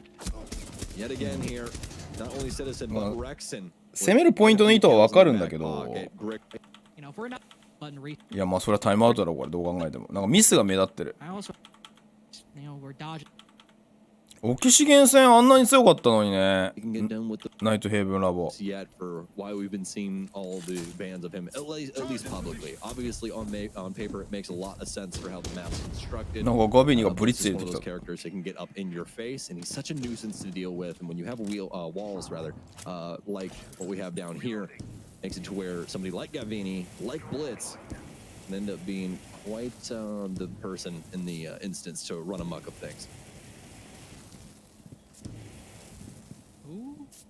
Yeah, you heard it, right? I was about to say, I heard the C4 rip. すごい嫌がらせ。 Sound in Rainbow Six Siege, the tape. It's frightening. However, also, to Rice's credit, once you hear that, you back off and can back off pretty quickly. Indeed, he will. No follow-up from Geo on that C4. He'll keep it in pocket, and there can't bandit trick a Maverick. なんかさマーベリックさフラグ戻さなくていいからブリーチングチャージとか欲しいよね。自分で自己完結できるようなやつ。ソフトブリーチできて。 The Ash, but Gavini on the blitz as well. On drone at the moment, to be fair. Likely gonna fall off the drone. BB ね。 Take out that shield. そうリワークされるよ BB。 Lurking up above. That might be a great opening for DarkZero. Pambazu also in this particular room can watch the very breach that DarkZero are aiming to push on through. So all of the angles at the moment for DarkZero seem to be パンちゃん lining 突き up. 先したいんじゃない Hit the go 一 button. 回外でドローンましたな。あ走行側の状況が分かんないからか。 I'm worried. I'm worried even though they have this leadoff pick. With what the Soniqs have been capable of, especially in that アザミのキュババリアの修正と BB とかのリワークはイヤー4に来るんでしょ。 especially in a game like Rainbow Six. The only benefit that you do have is that you 何その車線。 You do end up getting 何それ。 before 0-0 and you can stick it. The DarkZero have to carve out a portion of this site to get that case なるほど down ね in the first place lane. 立てつけて足1になくなるのは確かにありかもしれないね。また時間ないね。あリテイクされた。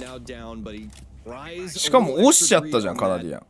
Tries to go for the impact, but won't be able to find too much. Instead, he'll gift a kill on over to DarkZero. Gavini's got to go down 2. ああブリッツ落ちちゃったぞ。何やりたいんだこれダークゼロ。このラウンドマジで何がやりたいかよくわからん。ああこれあれかオキシゲン戦の時に見せてたやつか。 Second one goes, oh, just a little too far. Despite the damage, Canadian survives. We move into the post plant now. Grexer does have a C4 still remaining. オキシゲン戦の時これやってたね。ブリッツであの角のエリア取りに行ってプラントするやつ。惜しい。 But we talked about the C4 rip. They hear and they back off the moment that happens. He sprints through the fire. Impressive show of confidence from Grixer. But with that skeleton key up above, さすがにだな。 you need to win, and one he will lose. DarkZero take their first. And DarkZero, you bet to him. Browns have bet. 足5ぐらいになってくれないからダメだよ。足5はアッシュだけだから。アッシュ足5だから。いやまあここは吠えてちょっとチーム鼓舞しないとでしょ。流れだいぶ悪いもんな。なんかあんまりなんかできてないっていうか場面作りが。確かにマベ単発銃で行って壁壊すのおもろいね。ちょっと今度やってみよう。 Just waiting for a little extra info on this top floor. You can see the drone coming in from Canadian, and that's a full top floor cleared so that Gavini can move in and look for footprints. That's what we were trying to get at. That's what we were trying to say. Looks like you might have a couple people here. If you can have a full flush, a full house. Not a potential for him, but doesn't mean that it'll go off without a hitch. Not at all. DarkZero have achieved these angles before, but まあでも負けてる時はみんなおとなしいんじゃない。カナディアンに限らずミスター B もさっきチーンとなってたし。マベはハードブリッジングチャージ上げてもいい。いやそれはダメでしょ。せめてブリッチャーじゃないかな。 Too far away to do any damage. No to Gavini, but does open up a very nice angle, but not one that results in a kill. It's Pambazu to get one and DarkZero. いやでもソニックスもね立体的にだいぶ車線敷けてるから研究量高いよこれ。 Might have faced a lot of damage. Gavini and Pambazu now worse for wear, but they keep their lead. おお強っ。さすがのシーズン。But the issue is when you're on such low HP, especially when you're レクゼンこれ上で耐えたんじゃない？ you don't know if you're about to be dealing with somebody あ、違う、平面か。 Only issue is あ、 there wasn't a 下からカバーしたんじゃない？ that scenario for him. So practically gives over the goods to Soniqs. あら、これなんか研究量は Now, once again, Soniqs in the ワンチャン上説ある driver's これ。 seat. NJR will take ソニックスの方 down が。 Rexen. That's a big find, but Rice now very low on HP. A big pickup now from Geo. Speaking of Rice, dead, gone. NJR and Pambazoo, now the only two remaining for DarkZero. It looked like they had somewhat of a chance to try and transition this top floor take into something. いやー、今のキルできてればな。 Damage off on the defense, but as of now, not really able to trade back up until NJR. いや、でも時間がない。 Who's lackadaisically sprinting through the top floor, doesn't think somebody will be trying to head off his pass, but clearly in the wrong. And now DarkZero, although it seemed like Soniqs had round 5 in the back pocket, they do have a chance. うわー、お互いにカバーラインの引き方綺麗だったけど、ソニックスがうまかったな。NA の領事館で1回あったんじゃなかったっけかな、違ったっけかな。Everything's gonna work out for them once they end up. これテックイシューなの。結構長いね。Things. There you go. We're back into round 6, and we no longer need to talk about this because I still. あ、でもフラグオペを見直す話も出てたよね、イヤホーで。フラグ増やしますみたいな。アザミの騎馬バリアの話一緒に出てた気がする。NA チームで領事館のイメージあるの EU ナイテッドくらい古すぎるな、その情報。いや、ソニックスはね、すごい立て直してきてる、今日。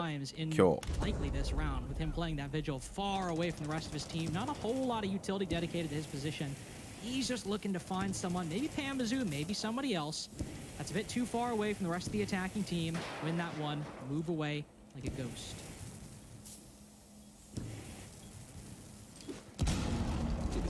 いててててて。あ、リホースしちゃったね。い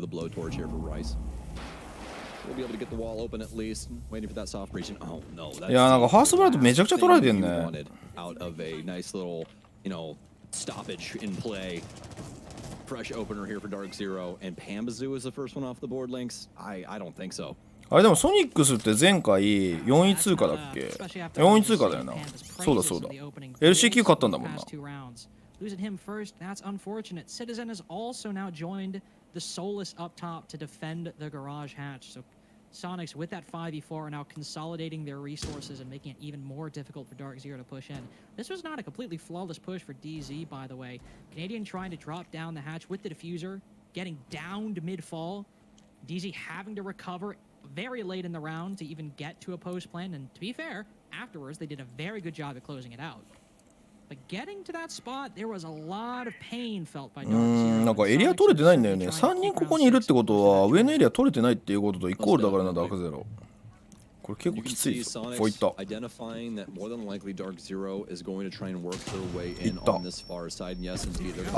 ー、返り討ち。おー、でもカナディアンが取ってくれた。タクティカルクロスボウ残ってるぞ。今、イービライ探してた。イービライか妖怪か。1バレてる。ONGR が解決してくれた。いや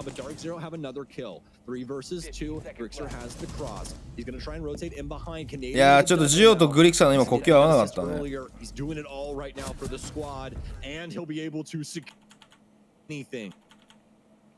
こういう緩急の Q やっぱうまいよな、ダークゼロ。今相手のガジェット妖怪ドローンも含めて結構残ってたのよく勝ったねなって感じだもん。ただ2-4か。バンディットトリック。ハロードしてたのと違う方向だったんだな。I mean, he didn't have the foresight we had that exothermic was placed in the middle. And as you said, could have put a bandit battery on either side, and that would have worked out. And I think the EMPs actually, he had the time to place one down as well, but foreign pocket, he decides back off, I guess. And Soniqs will not face nearly as much resistance. いや多分 LCQ だよソニックス。 I think they probably should have. だってM80 が1位通過でしょ、ダークゼロ2位通過で SSG がビーストコースト倒して確か3位通過だったから4位通過だよソニックス。 Very quick fall for DarkZero in the first minute. ソニックスなんかその IGL 変えた問題で結構つまずいたんだよねレギュラーシーズン確か。でもここまでのつまずきじゃなかったけどね、ステージ1ステージ2の頭ほど。I don't even really think that he thought he was going to get in that position, but yet here we are. This is reality, and Canadian has to try and live with it, deal with it, do something about it. It's a bare minimum. Soul's be able to find one. He's going to hop out. Any more? Nope. いやこれはそうだね。レクゼン車線式ないのあのラペリングだと。recoil every once in a while. It can't escape you just a bit. It's not difficult. It's just weird. If Geo will go down, もちろんいいんじゃん。一つのニトロで持ってかれたのか。Very explosive start from Soniqs. Well, that lead will face a very explosive. いやこれ単純に撃たれたっぽいな。 Grixer can pick Geo back up, thankfully. He is on very reduced HP, and DarkZero not only neutralized Soniqs' man advantage, but have also now taken the advantage. カナディアン遊撃好きだよね。 Utility remaining as well. Citizen might have a frag grenade, and Geo might have a couple flashes. いやナイトヘイブンだけじゃなくて領事館もそうなんだけど上下の車線かなり意識させるようなマップ構造になってる。10今なんで単独で行っちゃったんだろうな。いやこの画面の位置強いね。この柱強いね。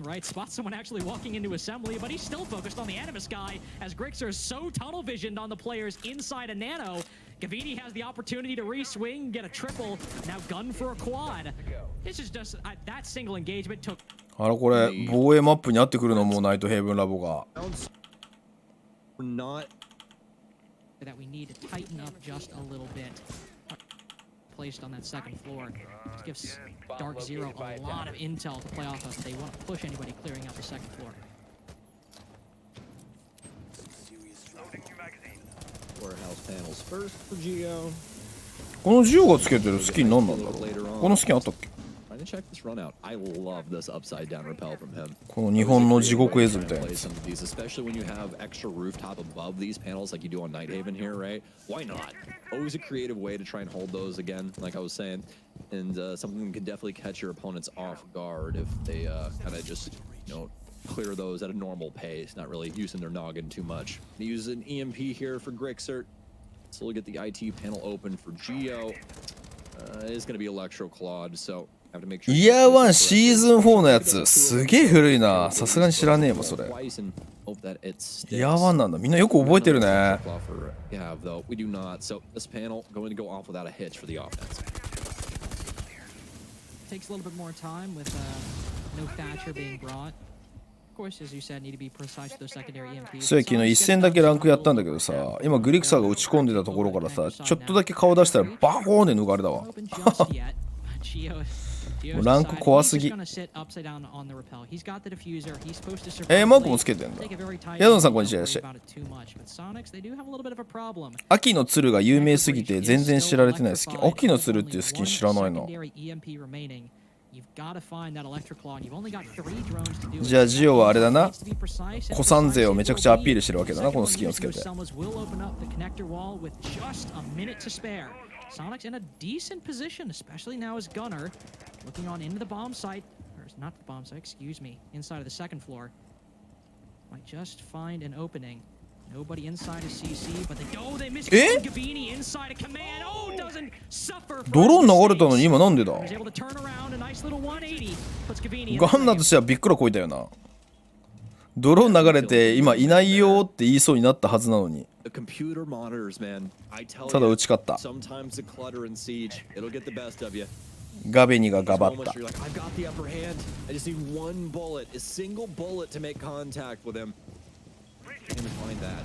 すげえニヤニヤいいんだけど。まあでもそうだよね、上からの車線があるから。あら、なんでこっち側の車線気にしなかったんだろう。時間がないよ。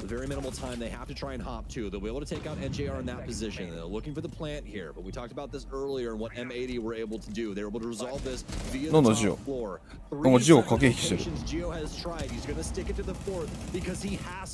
あー、なんかソニックスも攻撃微妙やな。へ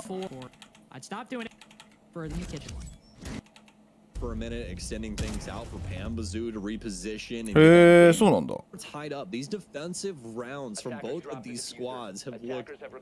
今アンチチートが起動してないからランカーチーターしかいないって。そうなの？昨日めちゃくちゃバンしてたよ。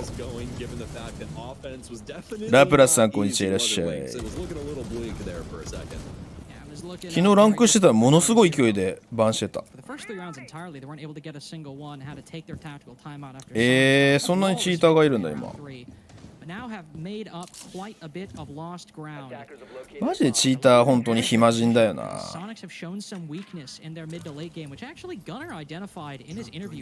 ああ、なるほどね。バン状況で確かにアザミフェンリルバンしたらどうやってバンするよって。何その開け方。 T トモゾウの T 入りました。ジオが謎の開け方してる。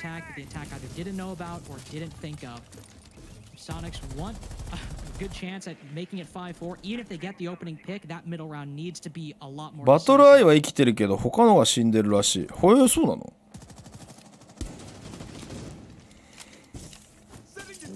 なんでなんだろう。アップデートの影響なのかな。それ死んじゃダメじゃない？なんか強力なチートシステム入んないかな。いやー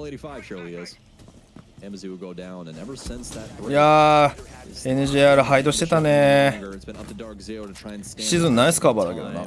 でもエリアは早い段階で取れたぞ。Caden's on the round as well. A minute and 10 seconds remaining here. And I mean, honestly, already so much solid pressure. いやー、ガベにそれはうまい。A swing that Citizen definitely wanted to go his way, but バイチ分かってる。うわー、いいニトロー。Nitro cell too, but fortunately Geo, he's proactive. Nitro cell. And he'll be able to pick up one, equalizing this man count.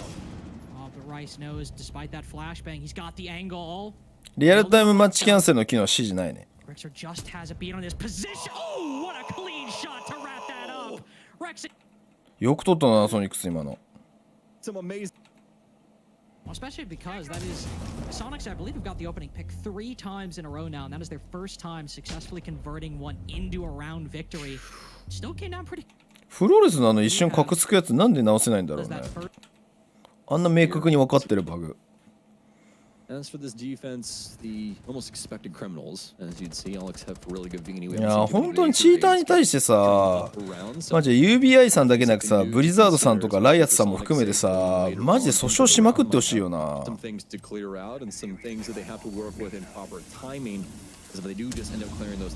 ローレスもはや仕様まである。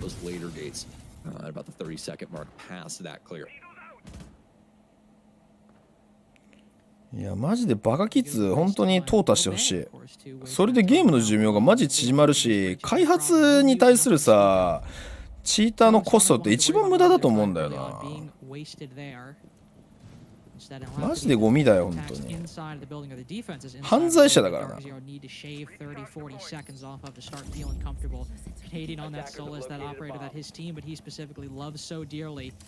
Is he the player to make that happen? He's got Rice and Pambazoo also on the roam through that middle floor. Canadian always plays a little separate, and that might just favor Soniqs if he finds himself in the wrong spot. いや営業妨害だろ。だってさチートじゃないけどさ、任天堂のソフトを使えるハードウェア売ってたじゃん。あれ訴訟で勝ってたもんね。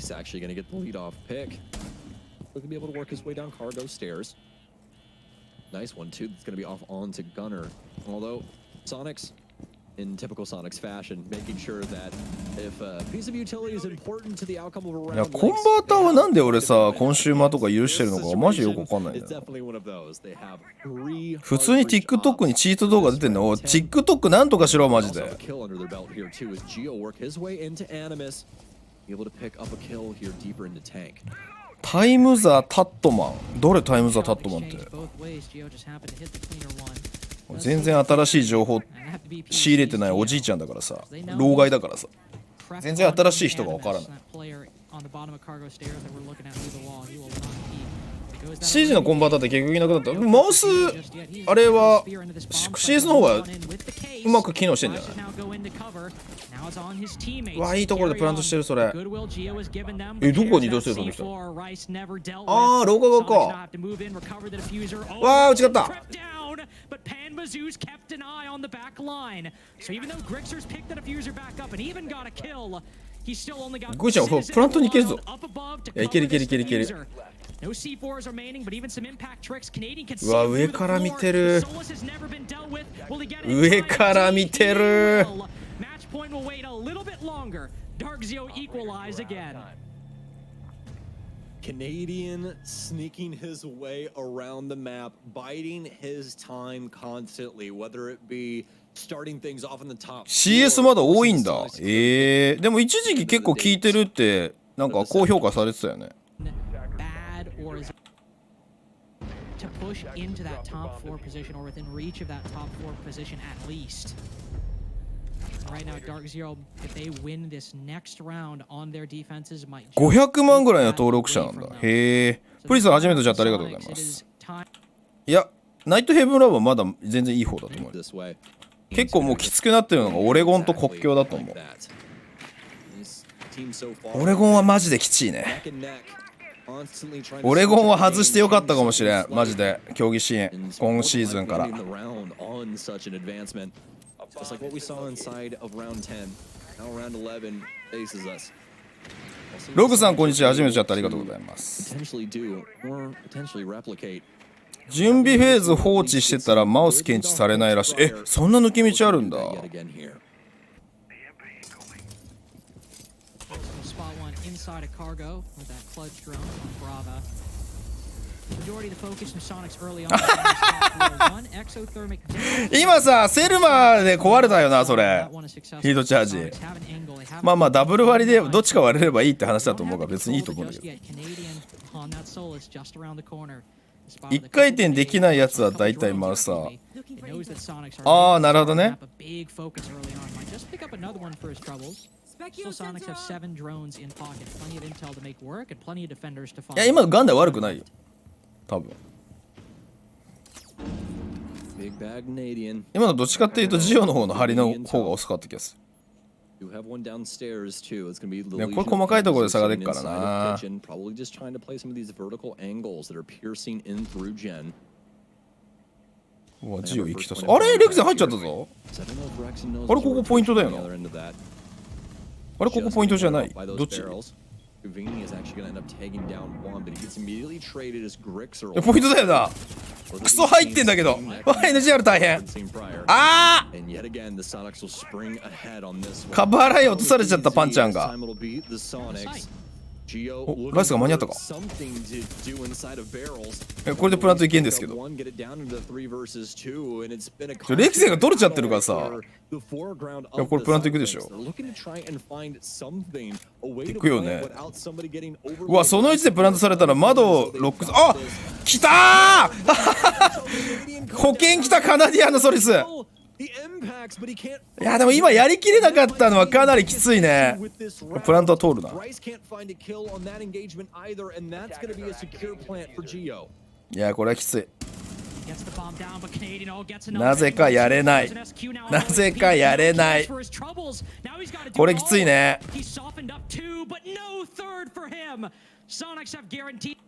いやあのポイントあれがあるんだよな。窓からフラッと入られてエリア取られるあるからレクゼンのエリアの開き方がうまかったね。今倉庫から入ってたよな。ちょっと倉庫のケアが恐ろしくになったよね。バルキリーがある割には倉庫の情報見てなかったね。DZ looking to have more success in the early round like they have the past few. double denial. I get what you're getting at. No worries. Yes. I got it all sealed down. And honestly, one of my お、レフティさん、5ビッツありがとうございます。P90 はわかる。俺もさ、P90 使えない派なんだよな。わかる。プロが使うとクソほど強いんだけどな。友達はナイトヘイブンラボ好きですか？俺は嫌いじゃないかな。全然ありだと思うマップとしては。クレパピも高評価だったよ、ナイトヘイブンラボは。両時間の方がだいぶきついって言ってた。まあ、プロの評価はナイトヘイブンラボ高いらしいよ。全然。2回がきついけどね。まあでもそれはどのマップでも言えることだからな。どこかのポイントが絶対きついポイントあるから。拡張化サップおすすめです。あ、今度ちょっと配信できた時にアタッチメント見直す会議やるわ。カナディアンよく当てたんそれ。いやーでもちょっと引きたいね。あー挟まれた。あーなぜかやれない。あー絶望の壁抜き。お、ガミがなんとかオー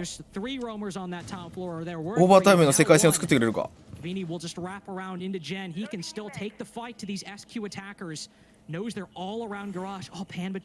ーでも状況は厳しいぞこれ。ガビに孤立してるもんな。あ、いやパンちゃんがカバーに来たか。あ、やっぱりダークゼロこのポイント好きだね。あーなるほどね。このアーマーパネルが修正点なんだよ。おお取り返した。2回部隊打ち勝ったね。これ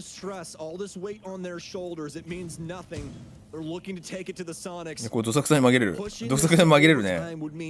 このタイミングでプランター読めないんじゃない？いやマジでグリクさんやられちゃダメ。あでもブラックアイ、あ見えてない。あーでもさすがにか。惜しい。ジオワンチャンあったね今。オーバータイムか。まあ今順位的にはここニアだからな。この両チームさすがに競ってきた。楽しいね。おテク多いな。だいぶ長めのテックになったねこれね。ちょっと今日長えな。仕事行かないといけないのに。思った以上に長えぞ。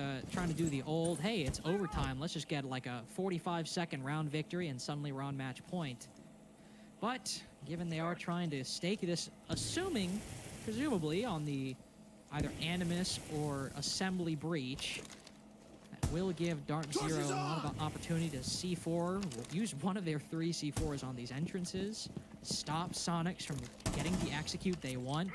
Just have to see. First C4 goes out. ああ、爆弾入んなかった。いい2ドルだったけどね、今の判断。あれ早いのこれ。早いね。これができるからな、地下。わあ、削り切れてない。当たんなかった。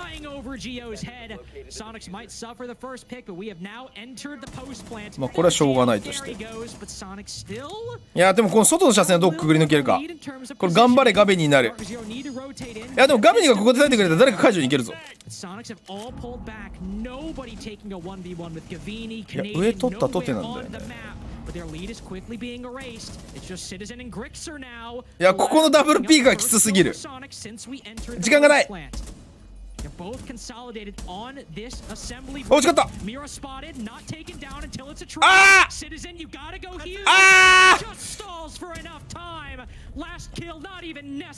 いや外の車線やっぱ強えんだよな。あそこでプラントできちゃうと。コ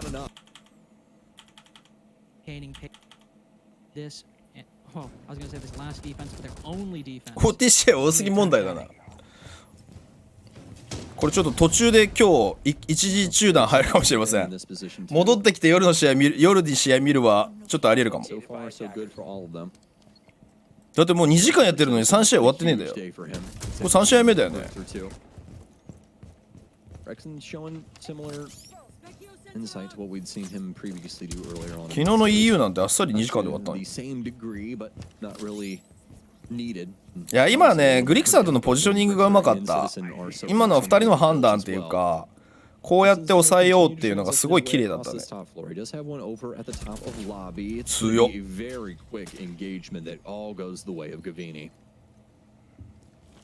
Might be able to hit the flank, but Gavini might not have been exactly ready for Rexen, but was ready for the possibility of somebody swinging. Doesn't let his opportunity slip by. 近チョイス。DarkZero. Need to work those breaches a little bit at some point in the round. Maybe just find some angles, open them up. SQ fully focused on the verticality. Nobody to die to that C4 just yet, but it's pre-placed, waiting for DarkZero to go for the vertical play that they've gone for time and time again on these basement attacks. Get Pambazu in position with that buck to start skeleton keying the floor. That's how they're hoping to change their fortune.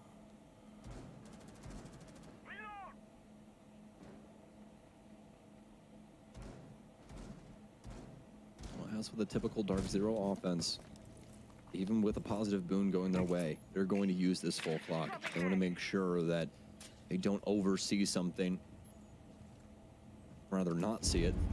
2回1回クリアリングできて残り1分だから、まあまあこんなもんだよな。丁寧にやった場合は。い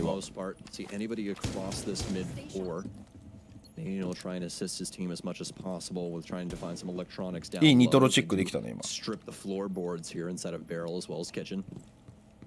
Some work to do over here inside of games as well. It'll be all up to Pambazu. He does also have that secondary hard breach. またでもちょっと時間なくなってきたな。ここで横壁割れたら来るぞっての分かっちゃうもんな。いや壁は最初に割っといた方がいいよな、やっぱな。いつ来るか分かんなくて相手の注意が上からそれるからな。いや時間ねえぞ、これどうすんだダークゼロ。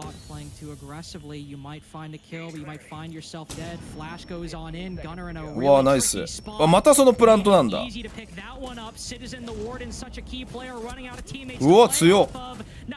殲滅か。おいフルタイムだぞこれ。今日マジで次の1マップ見たら終わりだな1回。able to close out the round a bit more dominantly and a bit more in their favor than that bout against LG all the way back on Oregon last week.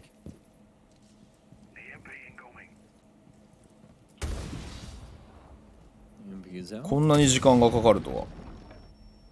Windows to be broken up as well as Soniqs are coiling themselves around the IT portion of the building at the current moment. でも今のところ攻撃やっぱ通すの苦労し始めてるね。もう。This top floor, nice little home for DarkZero's roam game is. それどこに置いてんの？ディスラプター下だよな。い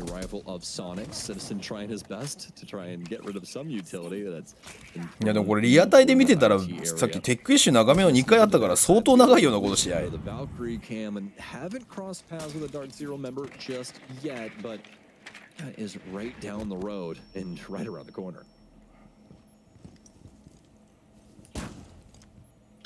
カナディアンついにソリスやめた。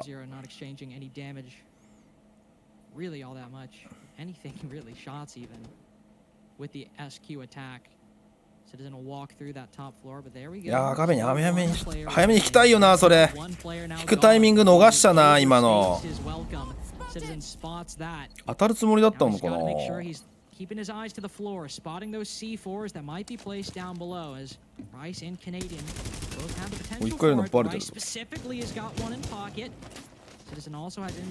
いやそれ引いた方がいいんじゃないか。残り1分でしょ。だいぶ時間は使わせたと思うけど、あ違った、これ地下じゃねえ現地だった。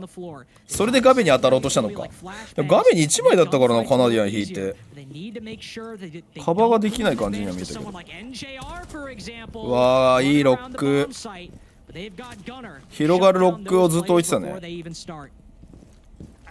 And so far, so very good for the Soniqs on this last round. Two huge. リテイク来たな。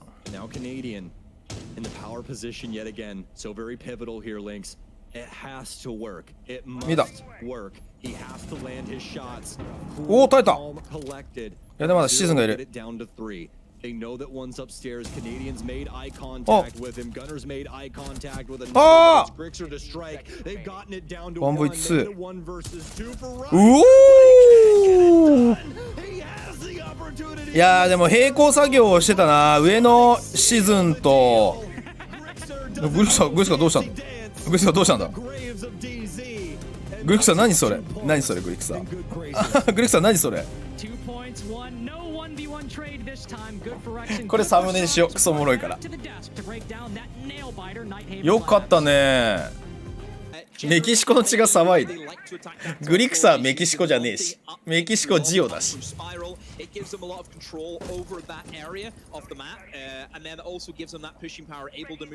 え、初戦から考えるとだいぶソニックス立て直してきたね。まあでも今のマップは五分だったかなと思う。やっぱりどうしても新マップだから両方ともカバーが若干遅れてるなとかズレが見られたけどさ。でも研究はああソニックスもしっかりしてるんだなっていうイメージは見えたね。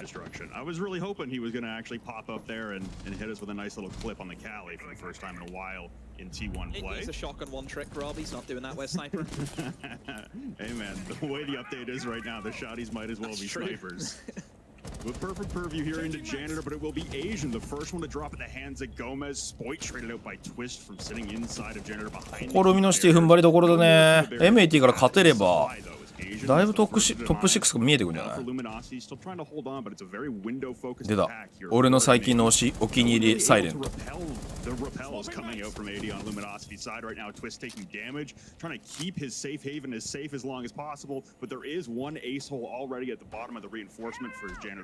バロのクリオセルズ誰それ。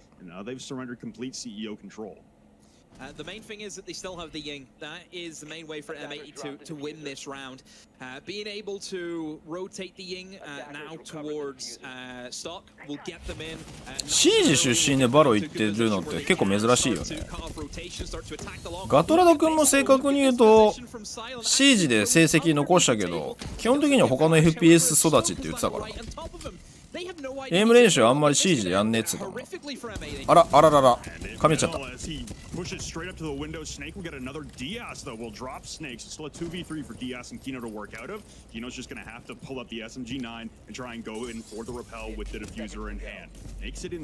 さすがに時間がないね。いや今のエントリー多分分かってるからな。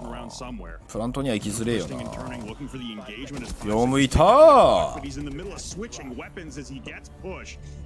ゾフィアとやっぱりアッシュは入ってくるね。ガジェット壊さないといけないから。いやルミノシティいいねやっぱりね。思いっきりコールオブデューティーのポスターあったから大丈夫なんだけど。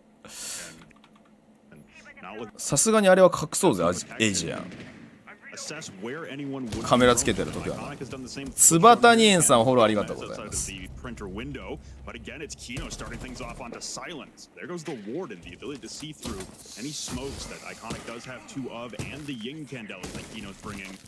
Asian going to have to redo his keep barrier inside of open area as that's a big operator to take off the board early for M80.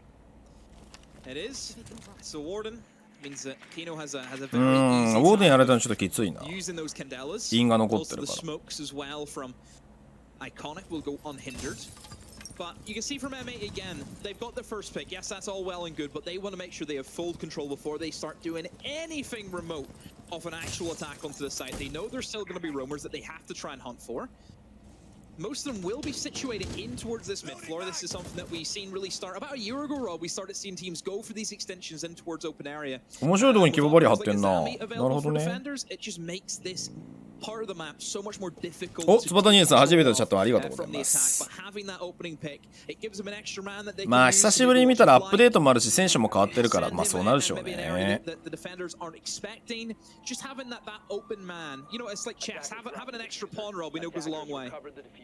1分半過ぎたから引いた感じかな。いやーでもこれ現地で耐えるにはちょっとウォーデンいないのきついよな。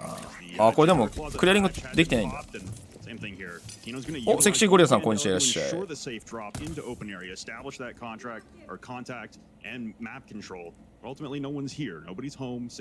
ークさんこんにちは。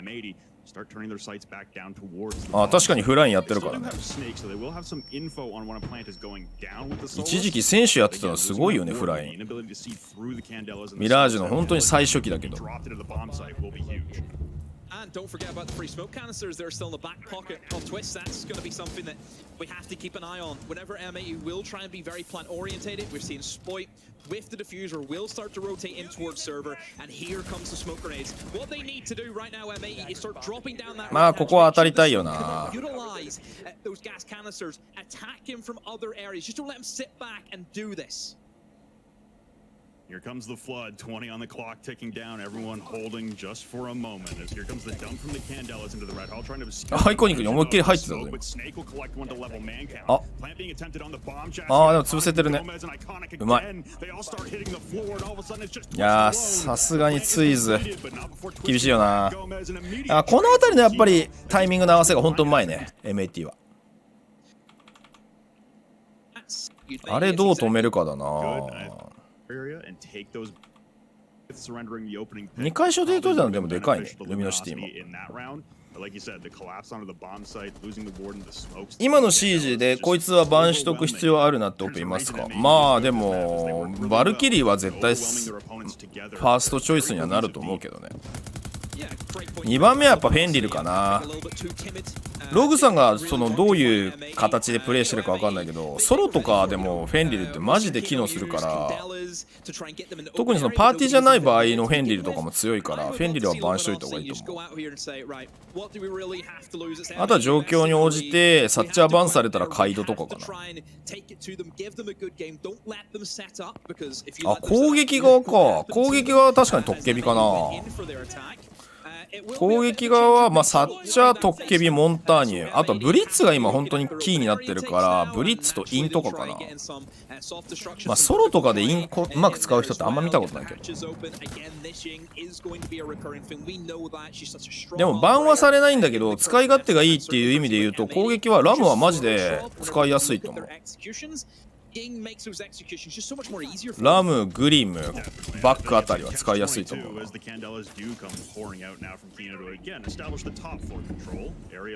ボエガのオペレーター一周回ってイヤー2みたいになってるんですよ。いや、もともとやっぱそこが強いね。バルキリーってやっぱミラがどうしても強いから。あとアザミ、ゲームチェンジャーで言うと。でもアザミは自分たちでも使いたいっていうのがあるからあんまバンされない。Here comes the skeleton key to again open up the floorboards, try and establish positioning. The nitro cell will not hit from the pulse either. So for Luminosity here again, not looking to stay and fight, launch the nitro, try and waste. 昨日だよ。昨日グリムバンされてたよ。SSG だよ。あ、変なバンしてたの。イン使うときはフォレストムーブしてます。まあでもパーティーじゃない場合は陽動とかできないからカンデラ投げたら絶対詰めた方が効果的だと思う。いや初期オペがやっぱ強いのよ。いやーやっぱ囲い込みがうまい。必ず別のところでキルが発生してる。そいつ間に合った。これ後ろから来てるの分かってないぞ。わあでもプラント入れてる。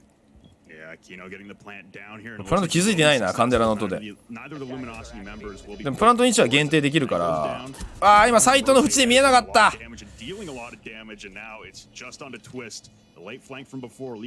ニトロはあるね。いやこの警報機マジでエグいよな。落とされてる。今若干斜めの軌道なのに機能普通に落としてる。強っ。See them try. Was willing. Terrifying.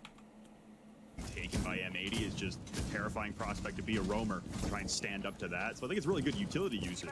But you're right. I think if Luminosity do want to be able to at least prolong these rounds and prolong the execution to the point that M80 actually have to sweat when they're going for an execute, they will just have to figure out a way. They're going to have to adapt and try and get some time killed off the board and hopefully some members on the attacking side taken off the board as well. So one big change for M80 is the Ying is gone for this attack. 元2回に対してカリ持ってくるんだね。いやーカリマジでむずいよな。今度カリでどこまでキル取れるかの動画作ってみようかな。苦手だから練習しようかい。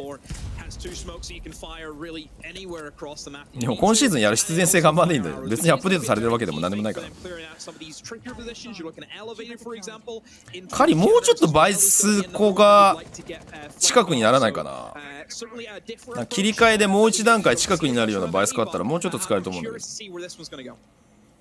I do like that Kiba barrier coming out from Asian as well. I think a lot of the time people are using Kiba barriers as まあ昨日は確かに彼使ってるイメージあるね。abilities to try and beat in awkward positions as Snake will start いやサイレントいいとこで勝負すんな。 talk you did about the Capitao demo is just your luck again. いやアイコニック落ちちゃダメだぞそれ。アイコニック戦術の角なのにこれ。スモークなくなったからエントリーがラペからのエントリーが難しくなっちゃってる。He's got the diffuser this time instead of Kino. Push into the bomb site again. Very slow, very stale. キノたまに彼使うけどラウンド取ってるとこ見たことない。辛辣コメントきました。そんなことない。多分取ってるぞ。俺も記憶にないけどね。つかキノに限らずカリ取ってる時になんかラウンド取ってるイメージあんまないよな。割合的には少ない気がする。体感でしかなくて申し訳ないけど、全くエビデンスと補強するデータの根拠ないけど。2回強いねルミノ。いやこれもうラペ2枚入ってるの分かってるもん音で。さすがにやね。い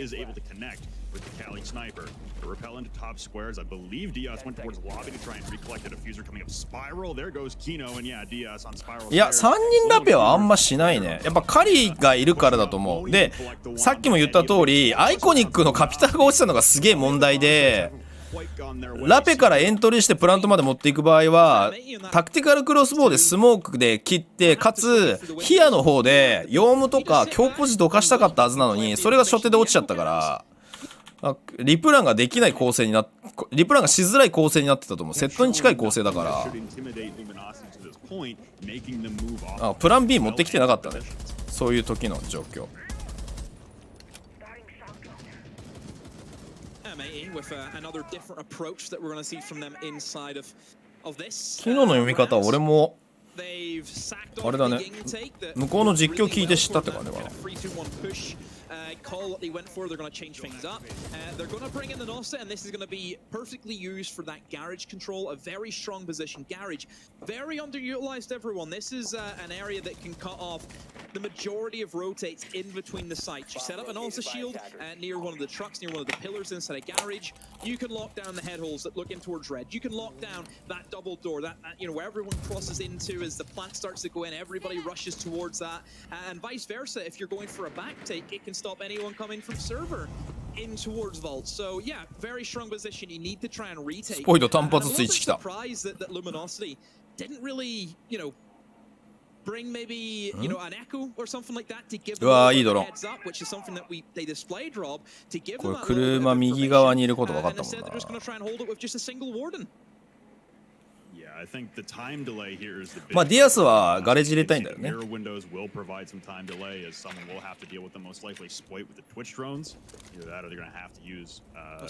金庫ガレージ挟みか。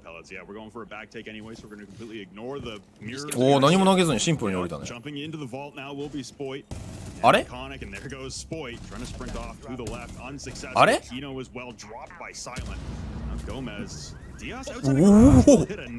抜けるんだ。 But he'll be the only one to be successful so far as Twist will drop Iconic. Now it's Gomez on main stairs and Diaz trying to push Garage. They've surrendered diffuser control in the vault. That's going to be a very, very tough position to try and recover the diffuser from. Landing down the Osa shield is Diaz, but まあでもここ勝負する必要あんまねえもんな。それうわ届いた。いやでもディアス一人持ってったんかい。さすがにバレテロバレテラ。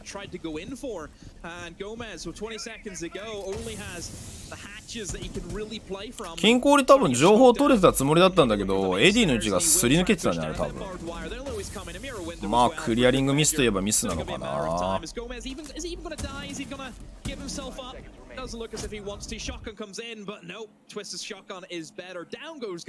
スイズ本当に無邪気に笑うよね。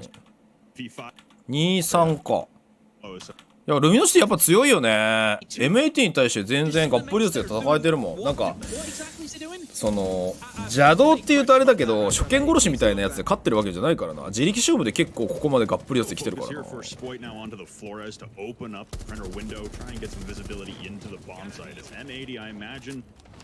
ャリにエロいステッカー貼ります。何なのその情報は。どっから仕入れてくるの。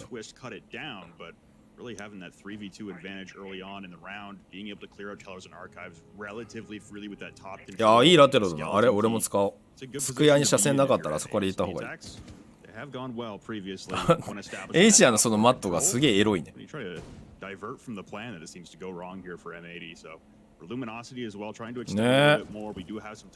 寄せ集め感があったのにね。 LG もワイルドカードも。そうだね、今ルミノが結構試合数こなして当落線上にいるから、まあでも M80 はもう大丈夫だと思うけど、トップ6。巧妙なのずるいよディアス・ルーカス。なんでやねん。いや LG はね、まあそうだね、若くて競技シーンをしっかり見て育った選手がいるから、連携がナチュラルにうまいんだよ。連携というか気が使える。めちゃくちゃ気使うシージするなっていうイメージ。うわこれ AD の位置また漏れてるぞこれ。 M80 さんちょっとクリアリングが雑いですね。これ多分漏れてる。エディだってこれ情報だいぶ取れてるもんな。いた。だよね。まだ一人いるぞ。開けたとこから覗ける。覗けちゃった。こ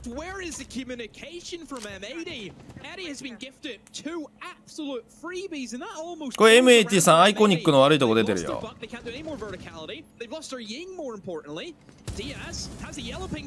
いやでもこの時点で35秒だからだいぶしんどい。平面のエリアほぼ取れてないもん。あ、上からで解決した。そのスネーク落ちたの痛いぞ。い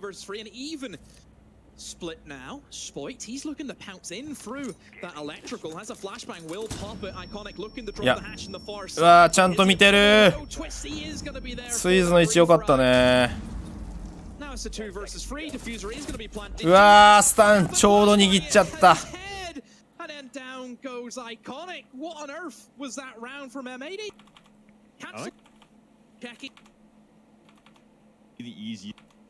ステージ1のワイルド見ね。ステージ2のワイルドはもう波のチームになってるけど、まあ相変わらず変なのは領事館でやってるんですよ。いやそれむずいのよ。4本取れたのでかいね。They should be dominating this. This is a team who shouldn't be worried about how we place our own region. It should be how we place it internationally. That's the standards. That is where the mentality of. なんか約束事がちゃんとしてるから競技心向きなんだと思うよ。ルミノシティのこの子に結構ランクが強くても競技心向きじゃない選手ってやっぱいるらしくて、そのコミュニケーションとかその試合におけるコールみたいな話。As long as there isn't a big change or a big roster change or something like that, that should be the expectation going forward. Unless it was a wild overachievement, but I don't believe that. そうです将来ランピーみたいになりそう。Heading in here, you know, they were the favorites, we'll say, against Luminosity. でもランピーに似てるのはあれよ、ワイルドカードの誰だったっけ？昨日その話したんだよ。パッカーかな。パッカーのガッツポーズがランピーにちょっと似てんなって話を昨日してたんだよ。わかるっつって。Similar strategies here with the Ying coming out, the Twitch, the Buck. Very similar operators to M80's attacks. Just so much more utility here from M80's defense that LG have to try and work their way through. Yeah, very similar from both sides in terms of how they've defended and also attacked. But look at the time difference, Rob. That's one thing we have to give credit of Luminosity in this round. took M80 around the minute mark before they were in this position. They have an extra 30-second drop. That's going to do them wonders for getting in towards server, which is going to be the tricky one. And getting past this man with a shotgun, Rob, we've seen that it's very difficult for any team in the league. Kino, I think, with a shotgun. これサーバーに時間かけると時間なくなるな。ここまではだいぶ順調に来てると思うから。うわ、カンデラ上と下に投げるんだ。あ、ずれた。うわ、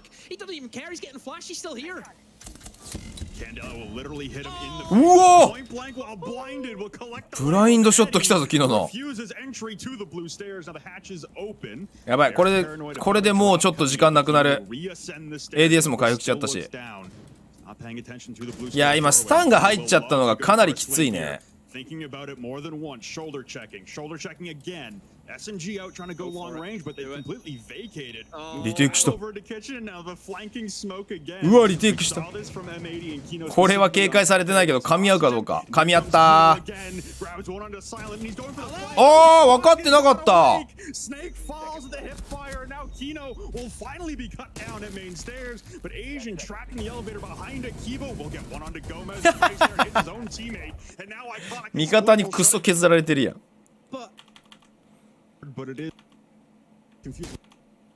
いや、今のはマジであれだった。本当にスタンが入っちゃったので大きくプランが崩れたから、ああいうミスなくさないとメジャーにはいけないと思うね。だってあれでカンデラ投げるの遅れて ADS の回復とかガスグレネード投げるチャンス作らせちゃったからな。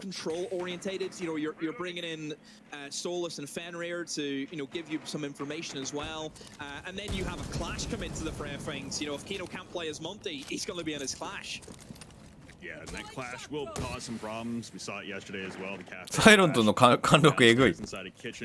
そうだよ、ベテランだよ実はね。嘘だけど全然ベテランじゃないけど。でもドリームさんに続く小熊感があっていいよね。ability to time delay, the ability to persevere, the ability to soak up a lot of utility and a lot of bullets. Just it's another operator that's come back into the favor with a big swing in meta.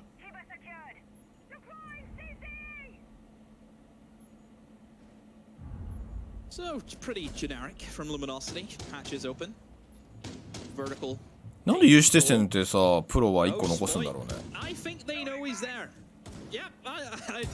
フラグ欲しいね。Does have the hatch, which you can of course fall back into. It is open. It is. I think it's open. It should be open anyway. どこで引っかかったのそれ。That he can play off, and also a Wamai disc there as well. But Spoit, I mean, this is. いやでもスポイトもう引けないじゃんそこ。ね。But then you have to go for the gadget, and he's always going to have an advantage. 引けた。Spoit just decides to dip out of there. Doesn't want to risk it at all. And oh no. Gomez gets caught by Eddie as he goes. いやでもいいしプラントしてるぞこれ。これは圧倒的にルミノシティの盤面。あでもリテイクしたぞ今一人。あ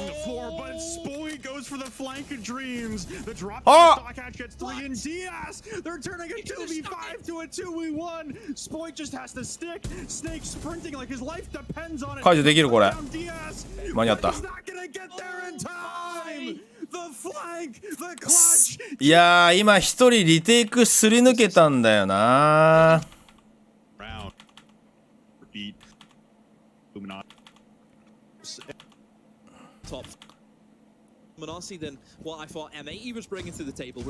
いやスポイトの情報共有が頭から抜けたね。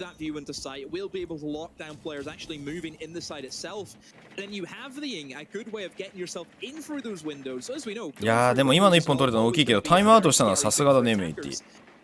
盤面は圧倒的に悪かったからな。今バッテがコーチじゃないもう一人のコーチがすごい優秀なんだよねメイティ。いやバッテがコーチも貢献してるかもしれないけどね。実際に試合見てるのはもう一人のコーチだから。There's a little bit, yeah. Half of it is. Soften up until you get towards the hallway double door. So first floor is going to be burnt as well from Snake. マークとか何も置かないタイプ。あいつマジでキル取りに行くから。バッテか煽り多い。い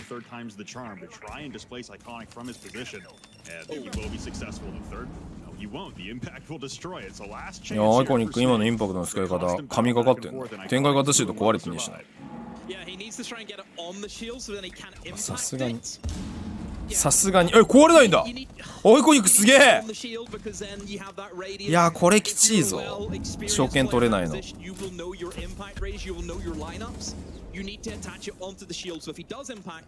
タロン8置かれたの分かったからオサでのプラント狙ってくるだろうに対して、さあどうする。ニトロはちょっと届かない位置だね。とりあえず妖怪で陽動。おアイコニックスネークうまいね。メイン階段の上がりを抑えてブラックミラーから見えてるはずなのに。やべえスポイトが暴れ散らかしてる。ここもファインプレー出た。グーマインのダメージエグすぎる。いやーこのディフューザー拾うのがルミノ難しくなったね。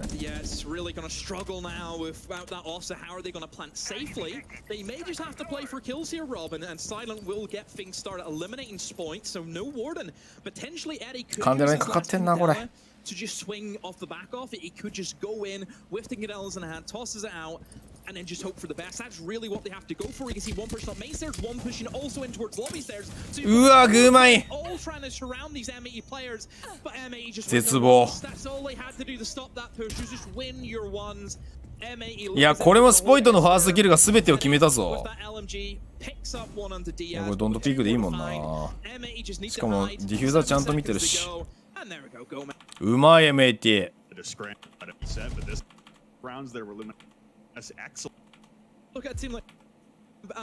スポイトリテイクから気持ちよくなってるぞ。あなんか変なショットガン来た。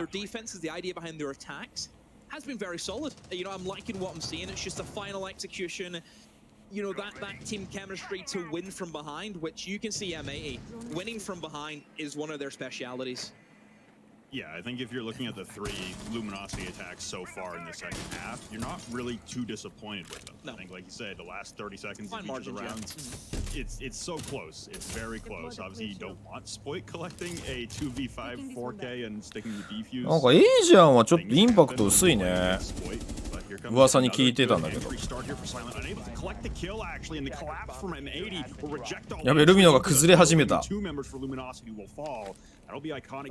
なぜかハンドガンに切り替える。ショットガンの意味とは。Picks him up. He was trying to sneak in. He has a shotgun, by the way. Not the LMG this time around. He's going to be packing a punch. Eisen, he has got himself in. So I think right now, いやこれ別にサーバーと金庫取れてないからガレージ取れてもって感じなんだよな。Mostly because that attack on the basement was so rushed. I suppose that the flip side is that Luminosity have lost like their main pushing power. They lost their Iana moving in with nades. They've also lost the Habana, so hatches maybe could be an issue, but they still have hard breach gadgets from the Buck, so it shouldn't be. But even still trying to clear out these remaining M80 players is where they're going to struggle. Eddie's had the 全然工事効率悪いなこのショットが。 most of his utility into actually taking this mid floor.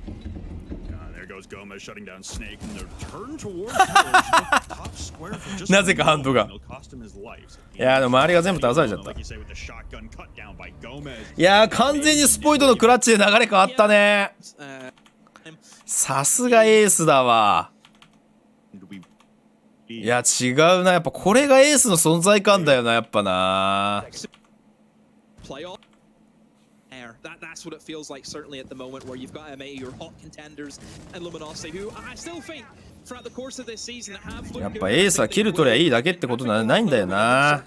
試合をやっぱり決めてこそエースなんだよな。Well, it seems like Luminosity, and realizing that the last 30 seconds of their attacks haven't gone well, and all the rounds previous to the one that just elapsed, they're going to go very fast here. Silent immediately up the blue stairs from the base. これ本体？ジェミーじゃないのこれ？ Eddie's got the あれれ？ He's going to have to join these two, but it looks like M80 playing for retake here, playing for the top floor control. あれれ？ They have kill holes in the ceiling above, and おほ？ rotates back in. Silent has traversed the entire 今警報器クソなってなかった。あれ味方が入ったのか？ The plant looks to be going down. あ味方が入ったの？ From Eddie, and it will begin. Now Gomez is going to spot this as a Solus, and you'll see everyone for M80 scurry and react, but Spoit will be the first man to. いやでもこれアクション取れなくないか？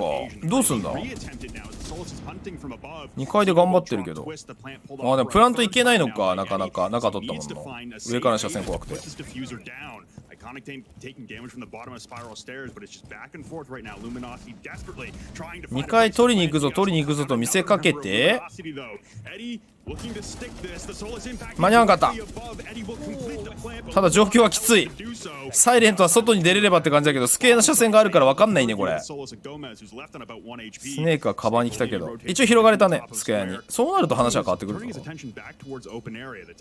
うわっごめんそれで抜いてくんだ。あれ見えた。あはー惜しかったなルミノ。いやこれでM80は盤石だね。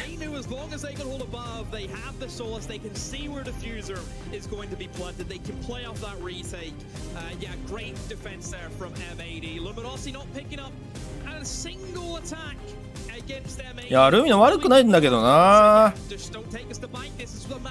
そうだね防衛で一気にまくったね。これやな。この辺行き過ぎた。今日ニューヨークヤンキースの帽子かぶってるやんけ。おラブラさんこんばんは。今日は久しぶりにお酒を飲んでいます。いいですね。花の金曜日なんでゆっくりしましょう。僕は明日明後日はだいぶ大一番が待ってるんでいろいろとコンディションも整えないとね。ザキ君こんばんはいらっしゃい。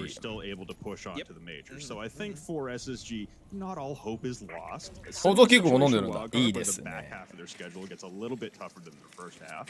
But still, there's still some signs of life here for Space Station, especially if you can come away with just at least a couple points in this. You can get closer to that 6th spot, which is Mirage right now on 5 points, SSG on 2 with 2 overtime losses. おなんかこの未来久しぶりに見るな。掘削展示の守りで。ずいぶん昔にやってたチームがあった気がする。ウーロン茶飲みすぎて気持ち悪いです。どういうこと？ And what is good the kind of approach of oxygen looks to be a downstairs take trying to utilize some nades perhaps.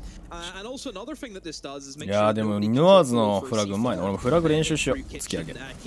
スタースクリームさんこんばんはいらっしゃい。The majority of both bomb sites, just a little bit around the edge of the B bomb site, it's all destructible from below. So certainly taking control of below as an attacker is going to benefit you. SSG have really compacted themselves in towards パウンドさんこんばんは。引き続きこちらこそよろしくお願いします。これ結構 SSG にとっては重要な一戦だからな。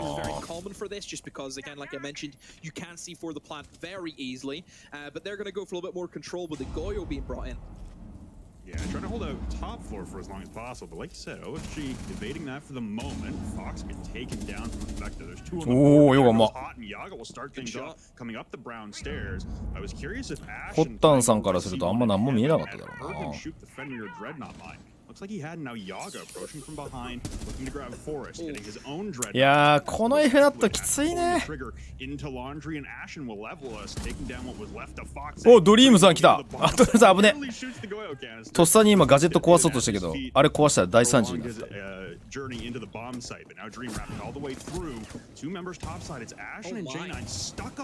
や俺ワイルドカード結構 NA 推しよ。やってるシージがおもろい。Ashen on about 60 HP makes his retreat down red stairs, checking in through pillars, checking underneath new balcony, looking for any OXG members to expose themselves. Such well, and there we go, the G36s, they reign supreme once again for.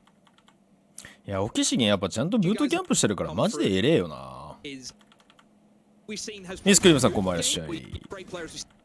And we shouldn't be putting that pressure on this young guy. Second point about SSG is obviously they had the first week off. People will see that as, oh, that's a massive advantage. You know, these guys get to watch everyone play. They'll come in and they'll start sweeping. They'll know exactly how to play against these sides. The downside of that is because of all the positives I mentioned, that starts to get to your mental. That'll start to affect your gameplay. あ、ボーロさんとの共演おめでとうございます。ありがとうございます。まさかボーロが来てくれるとはね。TGS のために。びっくりだよ。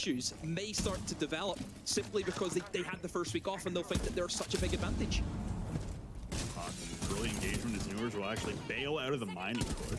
Now it's Space Station rotating over to a reading and dining defense, and Newers initially having entry into the mining site. He's going to bail all the way out, hit the roof. G36 partner in crime Yaga outside the pillars door, looking to get in from snow balcony, and the repel in now from Fish. Seen a lot of Twitch lately. ねよく日本来てくれるよね。Of an F2. don't think I've seen a Twitch ありがたい話よ。 this stage. 417, the DMR is really taking over the meta. 冬に両国国期間でバロの大会あるんでガチです。ガチですよ。もう決まってますよ。 Station defenders, all coalescing by cocktail. だからマス席販売してたよ。 Dogger trying to pinch 俺何回か YouTube のチャンネルの動画で取り扱ってます。おもろそうやな。 Yeah, it's what you like to see from Oxygen, being able to do the drone work. They're a team that will play very ヨガのパフォーマンスがいいよな。 secure themselves the kills. アッシュだから。 Right now, J90 is playing for his life. He's dead. No matter what, J90 will die this round. It just depends on how many he's going to take with him. That is the real key. Nades aren't going to affect him, as of course he is a Wamai. He can throw them discs out and make sure that he doesn't get naded. ゴロ、来週末の東京ゲームショウに行きます。日曜日ですね。日曜日の CG モバイルのステージに僕も一緒に立ちます。ミカ様とか岡山さんも一緒です。あとジャンヌさんもいたからびっくりした。あとキキさんとかユノシーとかな。あとミサエモンっていう CG モバイルの声優やってる、よくゲームする仲のいい声優さんが一緒です。ダケシさんこんばんは。時代はスーパーノヴァ。あ、負けた。いや負けてはないのか。勝ったけど一発当てられたからダウンしちゃった。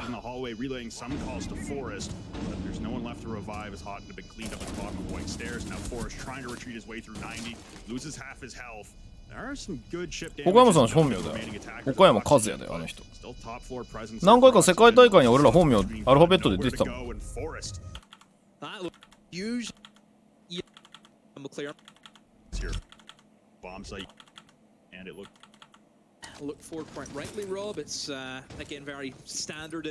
リザクラさんこんばんはいらっしゃい。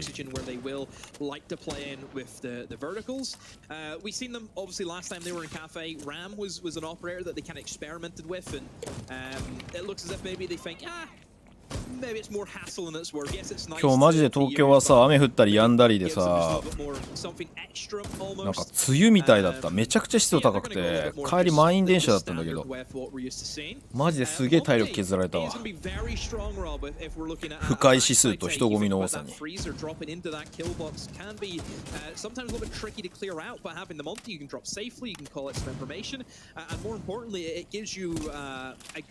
ナチコさんこんばんは、今日もいらっしゃい。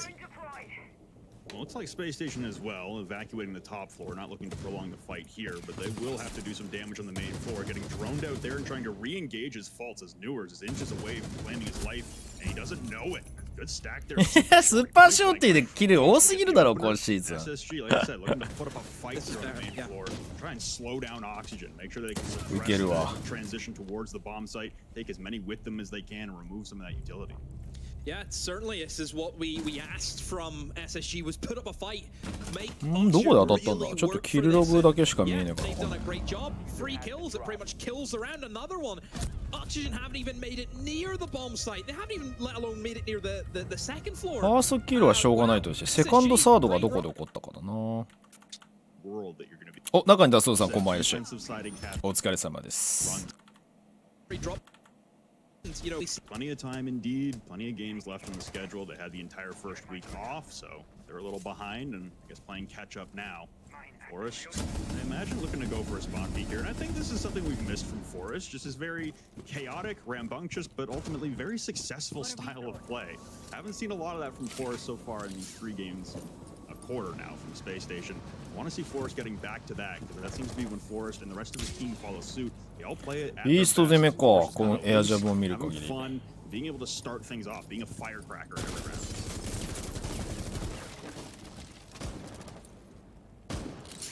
See now for Oxygen. Gonna try and play that slow again, and I suppose it's kind of what you have to do on a map like Cafe, where SSG 一勝欲しいね。だってこれで4戦目だからさ、ウィーク1試合がなかったとはいえいよいよ並ぶからね。フルーツ野良連合のこのスキン好きだよね。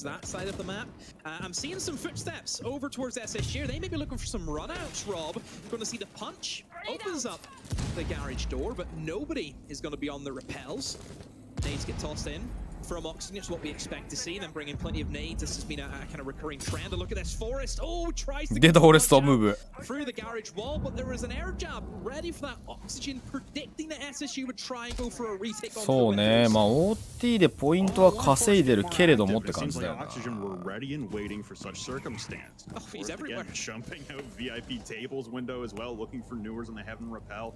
Bolt's trying to catch any, or sorry, Foxay trying to catch any rotations up and down white stairs, and like you said, they were amassing towards Cocktail Windows Rappel for the attack.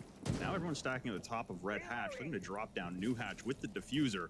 OXG going for more of a split take here. Lots of long sight lines from the repels on Cocktail that SSG haven't been able to deal with so far. Now Space Station just trying to understand where the true attack, where the diffuser is going to come. うお強っ。ドリームさん来た。1.5 倍の勝利だな今のは。ああちょうどロック外れるの巻。ただ圧倒的に盤面はオキシガン有利だ、ね。兵庫のゆきさんこんばんはいらっしゃい。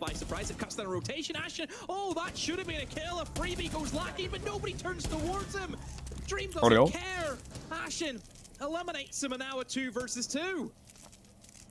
そのドントピークの判断はいい判断だね。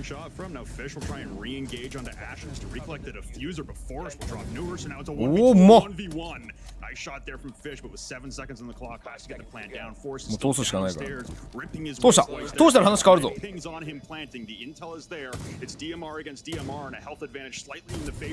いや、展開型シードの使い方うまいピッシュ。フォレストさんだと心もとない。心もとない。やはりフ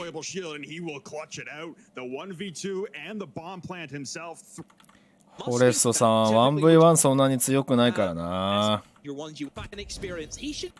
ュン昨日でもエースしてたで。いや役回りだと思うよ多分。結構サポートっていうか難しいポジションはアシュン任されてるからね。It seemed like SSG planning for the double flank. I believe Fox caught Houghton's flank up white, and then Forrest had to retreat to white as red was completely covered by Fish and the track stinger. So just good game planning there from OXG, like you said, bringing the Nomad and the gridlock, so much flank control. They just seemed to read SSG like an open book in that round, predicting that run out coming from the garage wall. Just beautiful execution, and like I said, 3 rounds in the attack for Cafe for Oxygen right now. This is looking really good. I mean, whenever you know you're against a player like Forrest who just doesn't stop moving, you know, we've seen Forrest downstairs, and obviously you can say the generic run Forrest run, which すげえフルーツ。達人の見切りの間合いだな今の。ちなみに明日何時ですか？お昼ぐらいですね。明日グループステージで早いんでみんな注意してください。He's coming out here, and Yaga will be the first one to decapitate Fultz. Now we'll trade that one back, but more nades coming in as the retreat will have to come from Fultz, trying to aggress onto the heaven window. Drones will come pouring down the skylight.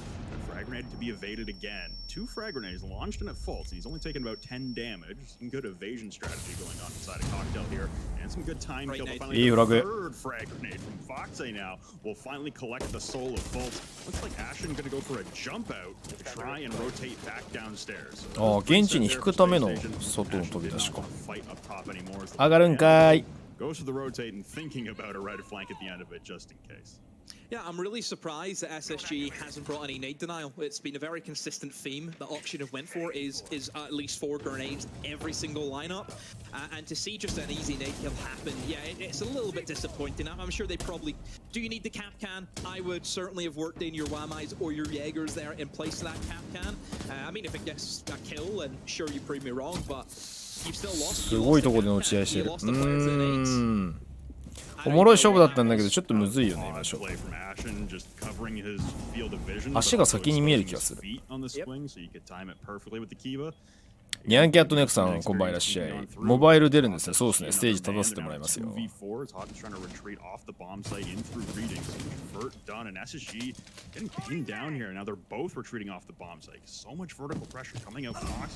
He's going to recognize this. He's going to hit that first Capcan trap. So you're right. It might be the difference maker in the round. But the bomb is going down, and both SSG members once again trying to flank and retake into the bomb site. Houghton makes it into dining, takes a little bit of damage from the bomb, sprinting towards 90. Nice shot onto Fish topside, and J9 as well onto Dream. Down to the 2v2. This is getting close here, but no, here come Oxygen and collapse. Newers will grab one. It's just J9 in the middle of pillars. 結構牙張りあれむずいな。 To be a thorn in the side of Space Station as it wasn't able to allow J9 to get the kill on Foxay still from above. なんかオキシゲンの方が順調な気がするけどな。プラントも通せてるし。Use that. Perfect. But here we are, like so you obviously, say. you know that as soon as you said Blackhawk, you lost me, right? Immediately. Yes, I thought you were talking about hockey. a movie. You know, Manchester United, is that? No, that's mine. No.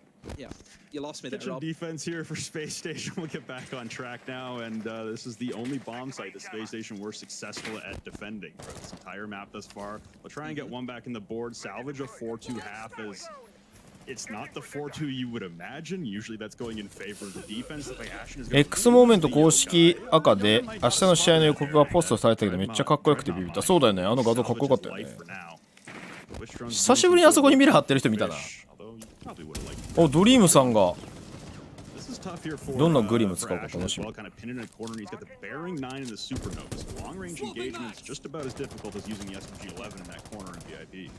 Yeah, this position has actually become a lot more trickier with the addition of Ying seeing a lot more play. And the reason being is if you think about where Ashen is right now, he has like a sliver. ガジェットがあんま壊してないんだ He doesn't expose himself to the window and he also doesn't expose himself to the garage door. If you know exactly where he's going to be, all it takes is one canister of bees and he's going to be spotted. And there's not much you can do about that. It is going to be a surefire way of getting the pings onto him. I'm surprised that we haven't seen the rotate from the Grim over to actually start doing that. But that should be exactly what Option are looking to do, is utilize those bees, eliminate Ashen, that player inside of VIP falls, and everything else. リップ取れてないのがちょっとこの手荷物から正面受付から攻めるのはしんどいね。He missed them. ああ、8刺さらず。ドリームさんにアドバイスしたかったな。もう一個8を入れようと。ドリームさんもう一つ8を入れていきましょうと言うべきだったの俺が。よくそれ抜けたな。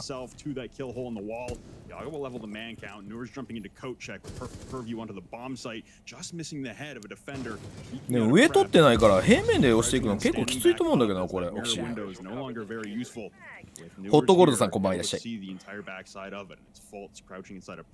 Forrest waiting for a push down the hallway. This is getting low on time here for Oxygen. Yeah, big time. Wasting a lot of time. We're losing out on Dream. Fox is going to try and hit bit of a backstab towards Bakery, but Forrest is ready for him and has plenty of utility. You can see the Wamai set up. Yoga finds hot and cold though, but yeah, Forrest ready for him, peeks up. Forrestさん頑張ってる。Newers looking for the refrag, but they know exactly where he is. Newers has to win this engagement. いやー、さすがにあと一人であれば。It's not going to be good enough. A shotgun kill from J9O found the other player beside him. And SSG, they will win out of time. Auction, they wasted way too much time, Rob, on clearing out that player instead of VIP. 取れてるエリアが少なすぎたよな。上も取れてるわけじゃなかったし。冷凍のミラも重かったよね。Very unfortunate 多分 there. 壊せてなかったと思うんだけどな。まあまあ。2-4で4本しか防衛取れなかったんでしょ SSG。盤面的には圧倒的にオキシゲンが有利ですな。こっから防衛だもんな4本取って。明日の勝利予想はイグジススカーズです。まんまっすね。One thing I will say though about Oxygen is they're a team that whenever it comes to like big game days, like the big matches, that's麦茶さん、ほらありがとうございます。against M80, and then obviously we see, you know, they can lose to teams such as Mirage, for example. We've seen that happen to them as well. The run of これ壊せるからブラバ強いよな。for Oxygen is up あと against Soniqs. これ強いよな。 That'll be a good game. And then you also have Luminosity. So it almost feels though like Auction Soniqs, you would actually fancy Auction because it's a big game, and then almost like Luminosity, you can see them beat Oxygen. That's kind of where this team is at the moment, just with stability. I'd even say after their performance that we just saw for Luminosity against M80, you could definitely say that Luminosity definitely have a good case to being competitive against Oxygen as well. Depends on the map, but I do like their chances at 居 least. 場所がむずいね。 Hotton's gonna entry downstairs, much like 出た、 what we ホッタン saw コールド from ノック。 Lures and Yaga on the attack to this site. Very first round from Oxygen. So a lot of bottom-up control coming from the attacking side of both teams so far. 利用するんだったらますますイグジストとスカーズの方が俺は有利だと思うけど。 Not connect onto Newers at all. まあ1週間でどれぐらい修正できるかだと思うけど。 Flashbangs won, but here comes the push from Fultz up against the deployable shield, and he wins it out against Newers. Just a slight distraction moment there, and he's able to get the upper hand. So a good opener here for Space Station to start their attack. You have more utility to contend with topside as Fish is going to re-aggress. Yeah, quad trap operators is what Oxygen have decided to rock, therefore forgoing any form of utility denial. Fish is really blocked off that pixel door. Nobody's getting in it at the moment, and he will rotate now into bathroom, and he should hear that movement. He should hear the stabbing the keeper barrier, and this should be an easy one for Fish to claim. And Fish, 普通に歩いてった。 oh, he done this last week, and it drove me insane. すり抜けたことに気づいた。 Rob, He's missed him twice. ギャグやんこれ。 Oh, George. Fultz. Turn the corner, please. ギャグやん。 Worst play ever, thank you. Fish will collect the kill. Asher will trade out Foxay as he pushes into Pillar's door with about 1 HP hitting the goo mine. Fish still has this top control. He is being collapsed upon from inside a cigar and cocktail. Forrest will be the next to take the fight against Fish. Has to answer his phone real quick. さすがに今の反応するのむずい Darting な。 around the Kiba, but again, いや今うまく挟みに行ったね多 Seems 分。 like the guns for Space Station waking up in this round. Dream will have a nice vision onto Ash and what was あれこれドリームさんがいれば。あーここ負けちゃったか。だね。 It's a clean sweep in the end there for Space Station. Quite the just the saga upstairs for Fish and Fultz. At the end of the day, it's Space Station bouncing back with an attack of their own. Fish makes me nervous, man. Like, you see, he done it to me. 3-4か。 I think honestly, SSG have shown some. テックイッシュっぽいな。テックイッシュ。だいぶ盛り返してきたね SSG が。いやまだいまいちピンときてねえんだよな SSG のなんかこう戦い方に。フォレストのブリッツ不安でしかない。 is not ending up being a rush. So Space Station having to regroup outside of Bakery here. And again, like you said, Forrest on the blitz, he will dictate where the rest of the push goes. I imagine Space Station, after being unsuccessful with those Selmas onto the prep wall, just looking for an opening here, trying to find some ground to get started with. Phone calls ring out, first logic bomb, passion, and then here. うわーいいキババリア。 Perfect Kiba will slow him down. The ace charge will destroy it for him, so a lucky break there. A second one, I don't think goes quite where you want, but Ashen will grab the first one onto Yaga. The send through prep will again result. SSG ロールがハマってないかっていうかどういうロールなのかがそもそもよくわかんないっていうのが正解なんだよな。アタッカー誰みたいな。 Blitz jumping in through where you can smoke off the double door. It gives you just a clear one-way fight to the guy in behind Bakery Prep. You're so close to him once you jump for that window. The fact that he's gone away from that is so crucial. Keeping those Amber barriers alive, it's just going to slow down Forrest even more so. So yeah, really, really impressive that from Forrest. Gets himself out of harm's way, but don't be giving up, Fox. Just chill. It's a blitz. It is a blitz. The second launch and there goes Fish though, trading on what was left of Ashen. It was a pretty close engagement. Ashen was down to about 30 HP. Headshot will make that pretty irrelevant though. You trade out the life of Yaga, and now an ADS from Forrest is Fish. Will trade one back, but he won't be paying attention. Yep. And the push from Foxay, not enough to suppress Forrest aggression up through prep. Sounds like J9 is down. He is bleeding out on the floor upstairs. And direct impact here, but Foxay will not be able to continue the fight against Forrest. It's a technical 3v2 here. I imagine J9 could be res topside. Newer's looking in towards prep, and all he sees is the shield. J9's back on his feet, so it's a 4v2. ヌアーズといえどもちょっときついね。 Honestly, again, just trying to find an opening. Being pushed out by the skeleton key and the wrap coming down. Being missed again by Forrest. There's just nowhere to go here for Newers. Yeah, it's pushed them out. That information that you get from the blitz. I love the way that Forrest is went from very aggressive to just trying to get information from the players above to make that vertical. They should now know the site is completely clear. They can start pushing and try and get this diffuser down. Dream will try and retake. Will eliminate Forrest. Down goes the blitz. Diffuser will be successful. It will go down. Too slow. No echo cams available. いやーこれプラントされちゃうときついね。 Now it has to be a 2 versus 3 retake. Newers and Dream, but Certainly Newers is one that we know can pull out the kills when it matters most. Hot and cold trying to move into an offside position. It will work out. Dream not ready for the creep up. Newers does catch. J9O just sitting on his vertical, and Newers, you have 20 seconds to find two. Swings over. He just caught a glimpse, but actually the keeper barrier is working against him for the retake in this scenario. Pre-fires around, but out comes the shotgun from Houghton. The SSG, a very solid attack, and my goodness, it's finally. アシュン何でもできるから一時困った結果 J9O が調子崩してる気がする。ああ、なるほどね。いやマジでアタッカーまあ置くスタンスじゃないからな。この J9O がアタッカーしてるけど嫌なでディフューザーなぜか持ってる。すぐ渡すかもしれないけど。今日は長いですね。ね、明日もあるからな。ちなみに韓国は、あ、韓国やっと次の試合に入れてるよ。1時間押し。これ余裕で0時超えんじゃない？韓国の2チーム目決定戦。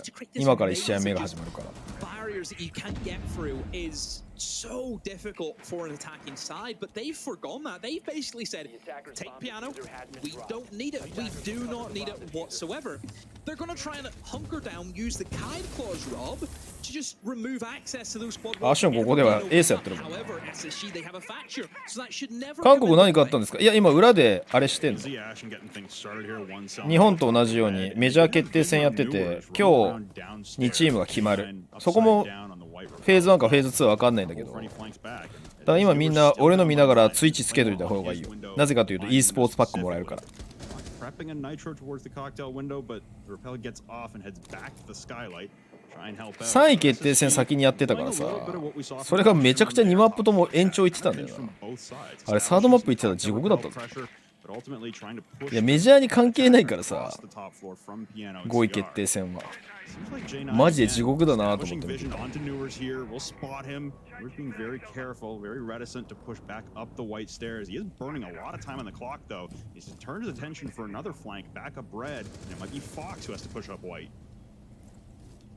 He's waiting below right now with C4 kill potentially. Forest gets things started, and oh, there's the upside down rappel on white stairs. J9O, a very patient role. こういうの攻撃 SSG 悪くないけどな。もう e スポーツパックもらい終わった早っ。Good enough for his team at the moment. Yog will respond with a kill before Fox does get eliminated. We've seen him lurking below. Forest picks him up, and Yog all by himself in a 1 versus Forest. That's no chance. SSG just swept them under. これは SSG 悲願の一生になるのか。 No shot at all. Oxygen just so compact. Didn't hold any of the top floor. You know, they reinforced it up, and it just meant that they were so claustrophobic that SSG can just put the foot on the neck and just kill it. That's it. The round's done. This is really impressive. Again, the amount of intel that was able to be established, and when you lose the Solus and the Valkyrie in the ban phase, you know that's going to make a big difference in terms of how much information you're going to have on the push to start attacking your option. 3ポイント欲しいね SSG マジで。だいぶきついぞ。まあビーストコースはほぼダメだとして、ソニックスが結構上がっちゃったからなこの日に。I think one win for SSG, it'll just ignite the flame. It really will. Well, the game continues to be excessively attacker-sided unless you are defending the kitchen, and even then we've seen that fail once now. J9 looking for the yokai as it has been pinged out, and there we go. That's one yokai taken off the board. Fox will only have one at maximum to his disposal, but again, we're seeing this incursion downstairs. A lot of top or bottom-up pressure coming from both attacking sides. The Forest and Fultz on the Nook and the Sledge, so 4 fragments down below. Dream could be in trouble here. What? Fragment being sent out just yet from Forest and the Sledge. Sledge. Will live to fight another day, just trying to back off deeper into train.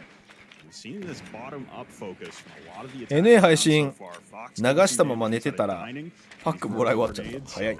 SSG getting some good work done, and there it is. Fultz will collect onto Fox, and another one coming up the floorboards from Forest. Won't do the same amount of damage, won't do any damage to Dream, so one taken off. ここもフルーツとさ、フォレストがなんかファーストアタッカーみたいな感じなんだよ。ホッタンコールドもとヒアだし謎。ハシュンがさトッキビでディフューザー持ってるし謎だよなこれ。どういう構成なんだよ。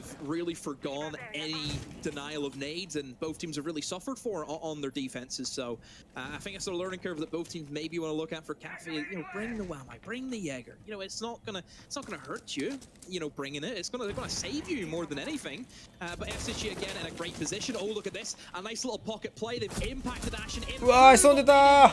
Drone fish who was at the stage. He was doing a concert. They all turned up and he said, "Go home. It's over." 一瞬音したっぽくって見てたんだけどね。お、中野さん久しぶりこんばんは。累計で14ヶ月のサブスクありがとうございます。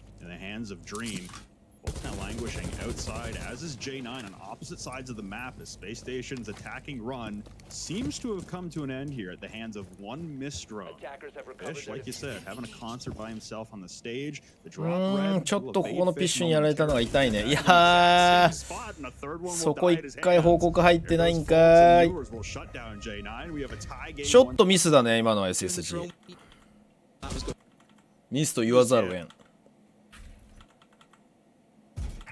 I don't know if it's too informal, but yeah, 5-5 close game so far. SSG and Oxygen. It's certainly one that we wanted to see more from SSG. It's a match for everyone. We all wanted to see, hey, let's get this underway. Let's see SSG really take on and make an impact on this league. You know, this is a side that was at the major.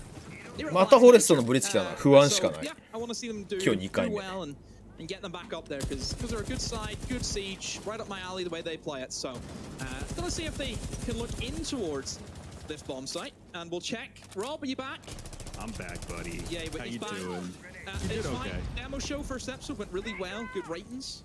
That's good. We'll see if we'll be back for another episode. We'll find out. I think that's down to you. イースト攻めだね。ちょっとブリッツどっから入れるのこれ。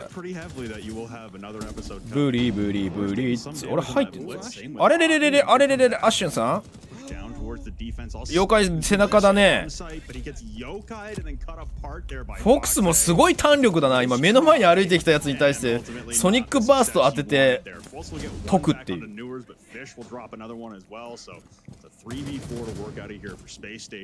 いやまだフォレストさんのブリッツは生きてる。いや今の見て思うけどさ、やっぱプロもオイレもむずいんだね。やっぱ横に横切られたらさ、なかなか頭当たってないよ。プロも難しいんだし、俺も諦めよう。時間的には上取られてもって感じだな。突き先がないんだよ。あいたたた。絶望。スーパーがドローン流せってぶち切れてた。どこに？どっち？ SSG に？自分たちのチームじゃなくて。50 seconds. They have a blitz which could cause issues. We know Blitz is great in those 1v1s. The best operator in the 1v1 engagements. プラント通せないでしょ。I think it's going to be looking for a plant rather than the gunfights. He will try and get the smokes out, and Impact gets tossed right at his face. He's got the most amount of HP. Is he going to push in to go for the kill? The Echo will try and dip away. Forest, are you going to go for the plant? No, he's all about the kills right now, Rob. うわうまい。いやーナイスカバー。ボックスやっぱうまいね今。ローテッドホール先にさばいてさ、詰めてくるの分かってるからさ、思いっきりもう近接モーションバチコリ入れてたもんな。やっぱうめえ。ス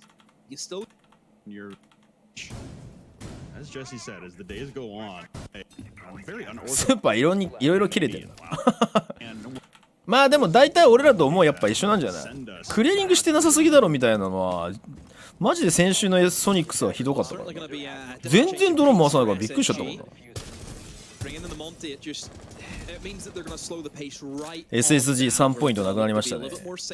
まあオーバータイムに行くの大事よ。フォレストのブリッツ諦めホッタンコールドのモンターニュに変わりました。ジャンゴさんこんばんはでした。まあ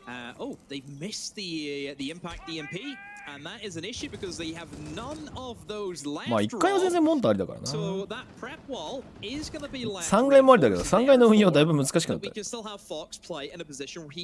ェンリルとかでタイミングずらされるからだろうな。so confused if you're SSG how that happens twice. Because the first time you attacked this bomb site, you had 2 Selmas get eaten by my magnets, and now you've had, I believe, the EMPs get eaten by my magnets. SSG マジで OT 多い。でもまあ俺 SSG ポジティブに捉えてるのはちゃんとそのノックアウトステージには間に合わせてたからな。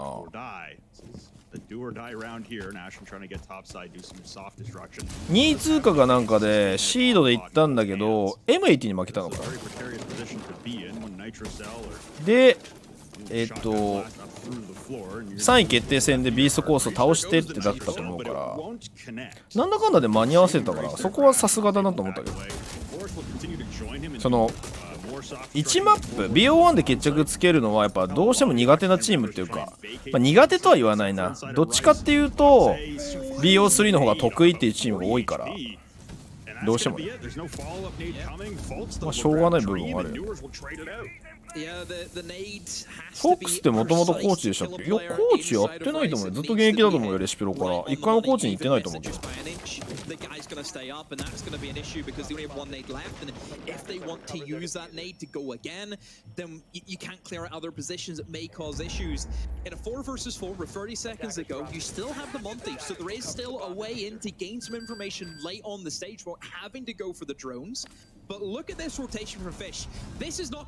ホトンゴールド解決した。まずい。単独で解決しやがった。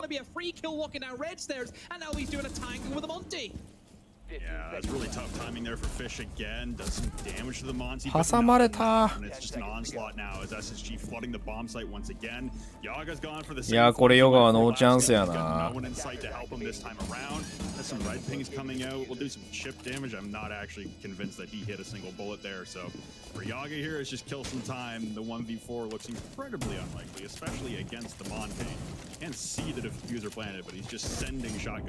お強っ。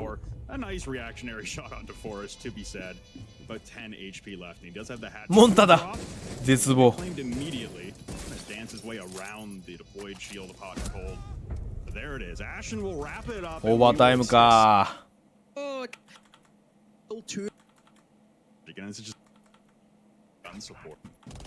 この日マジでオーバータイム多いね。So, you know, little steps like this, it improves SSG a lot more. And, you know, let's see if they can get 2 points. Let's see if they can get that first win. But knowing Oxygen, they'll be up for it. They want to make sure that they can get that win. Stay up at the top of the table, Rob, because that's where you want to be. You want to be up there and give yourself the best chance you can going into the playoffs, of course. Top floor control is going to be pivotal here. And you can see a couple cocktail repels coming out right now for Ashen and for Hot and Cold on the Nomad and Niana, trying to isolate again any potential movements from the Oxygen defenders, holding on the top floor, trying to cut off their retreat. まあそうだね。でもマジでワイルドカードとルミノシティ、まあミラージュもそうだけどさ、なんか下だと思ってたチームが上位チームに対してそれほど実力差なく戦ってるってことは NA にとってはすごいポジティブなことだと思うけどね。これで揉まれてメジャー行くチームがどこか分かんないけど行った時にいや競争力高くなってんじゃないかなと思うけどね。No one's going to utilize it just yet. It's there for later. I'm not sure if there's an air jab placed on there yet again or not. C4 misses. Oh, a flurry of kills come in. 2 for Oxygen. 1 in return. Faults picks up Newers. A good player to eliminate, but you still don't have the man advantage. The Beast gets sent down, and now Fox is stuck in that corner. He can't cross in towards Laundry, which is a safer position that he would like to be in, but equally, Jane, I know, maybe a little bit too scared here, Rob, not looking to push in down the stairs. Isn't sure if that dining is going to be clear. Folks finds another. He gets a goo mine in the foot. And the rotate up. Yoga gets a freebie. Folks can't run away from that one. ああいうところからカバーシクあたりが Oh, there he is, Fox, who was いいよね。 tangoing with those bees for a very long time. Forrest, he was heads up, ready for that cap. 時間はあるぞ。 Two more to find. ディフューザーはないぞ。 Forgot the diffuser. So Fultz had it inside the reading doorway there before he was shut down and pinched. He's left the diffuser behind. He's retreating to it now as that frag grenade was unable to claim the life of Fox, rotating inside of Laundry. One more nade left. He's pulling the pin, looking for information on where these defenders are is he does have a yellow ping on a defender top side. The nade goes soaring and it won't connect, unfortunately. No damage done. そうね。リーグのレベルは上がったね、日本も。やっぱ安定して集中して競技にね参加できるってことが大きかったんだと思うけど、給料保証だもんな。Good round to get open. Now for all. Even a goal. The number one priority, frag grenades, arguably the 1B priority next to the flank controls 1A. まあ RGC は正直よくやってくれたと俺は思うけどね。だって他のエリア見てもティア2までそこまでちゃんと面倒見てるエリアってないじゃん。I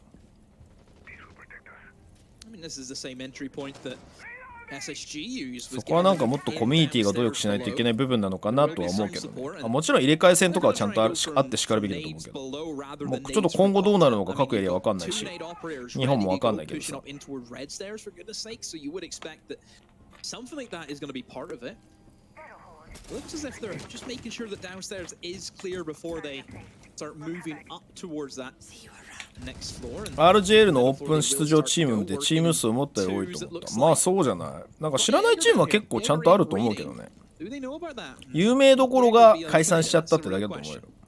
魚群とかさ。So I heard Forrest shooting and I saw Yaga take damage. I'm not sure if at the same time Houghton got into an engagement. Nonetheless, it seems like Houghton's been droned out now. Insider reading the pre-fire. It looks like the shoulder of Newers. Unfortunately, can't find the head. And my God, Houghton still can't find this drone. It's constantly relaying his position. Finally dispatches the drone that was spotting him. Now as the Rooney Gate gets burned from outside of the pillar's doorway, and for Houghton, he's in some hot water here. I mean, it's just more the case of how many does he take with him. If he dies, he. まあなんか賞金やっぱいいのよシージって単純に。あとなんかバロに比べてやっぱり開かれてるじゃん言うて。まあちょっと今後どうなるかわかんないけど。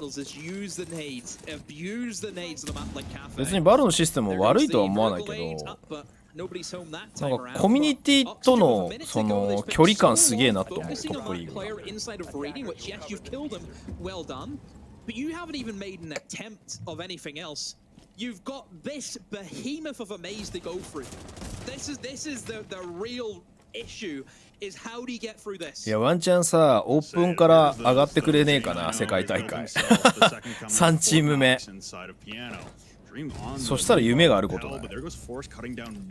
あれみたい。RGL チームじゃないチーム行ってるみたい。インビポイントという意味では全然良くないけど。でも夢があるよねそっちの方が。あ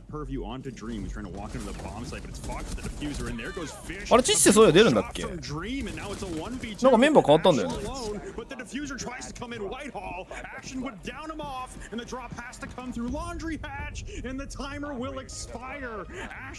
熱いね。でもなんかお互いになんか決め手を欠いてるっていうか裏がかけない戦いにはなってるな。手堅いシージのぶつかり合いになってるのは事実だ。裏をかこうとしてブリッツとか出しても不発だからな。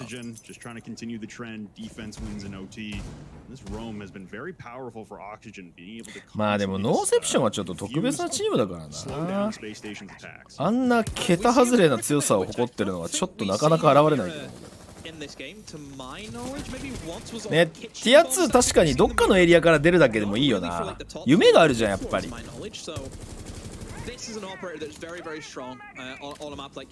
そうじゃないとそのメジャーをティア2チームも参加できるようにしてインビよりもねチャンスを増やした意味がないと思うんだよね。インビ一発勝負よりも。これ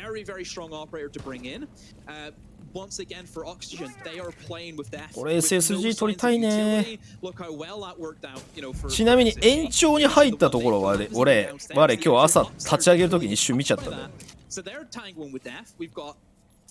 こまでは知ってるけど結果はガチで知らん。あここれこれジークジオンじゃないのこれ。ジエンド感がこれ半端ないよ。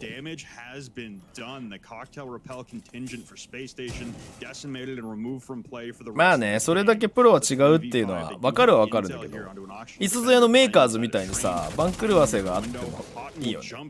逆にそうなるとさ、シージの層が厚いってことになるじゃん。うまっ、今の合わせめちゃくちゃうまいね。さすがホッタンとフルーツ。ただちょっとね、ポジショニングが難しかった。どこだよ。うわ、いいカバーの押し。1v1 じゃん。うわー、情報取れてる。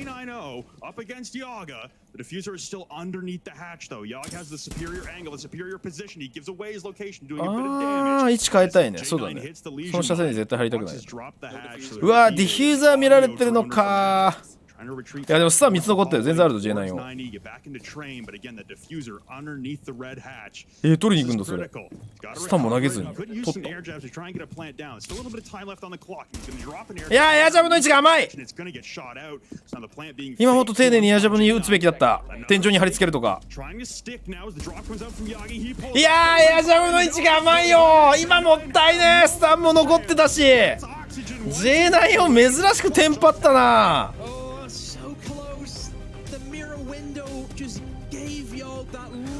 もったいねー。最後集中力めちゃくちゃ見せたのに両チームともに。いや J9 をエアジャブくっそもったいなかったぞそれ。そこで打てる余裕があるんだったら絶対天井に貼り付けるべきだった。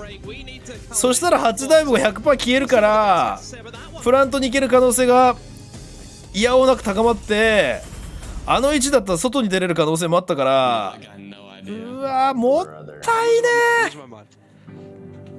たらればだけどね、俺が同じ境遇だったらあそこまで粘れないけど、客観的に見るともったいないなと思っちゃうな。 M80 とワールドカードか。ちょっと面白そうじゃんこれ。この辺ですか。4戦で合計3ポイントか。きついねきついね。マジで俺 NA の嫌いなところはさ、試合数が揃わないところがマジで嫌いなんだよな。保守感情がしづらい。この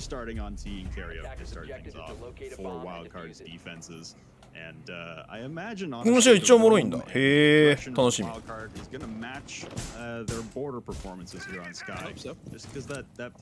ワイルドカードあるかもね、メジャーマジで。この試合マジで結果知らん。さっきの試合も知らんかった。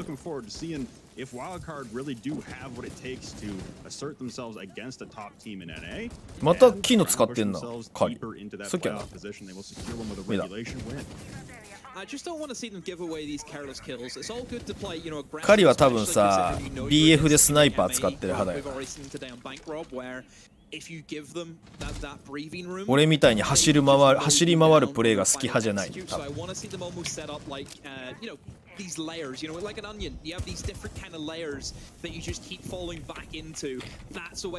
もね、ゲーム理解したら CSGO も見てて面白い。メジャー行ったら月給15万から上がりそう。月給は上がらないかもしれないけど、賞金に見合った特別ボーナスが出るんじゃない。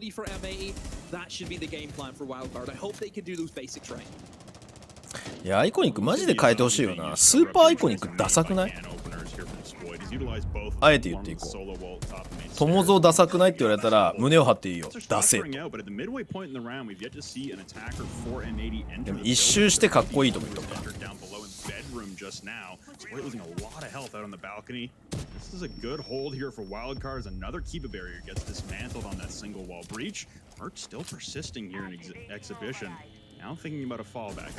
これわざと誘ってるね。マークわざと誘ってるね。あれマークはキル取ってる。マークは普通にキル取ってるね。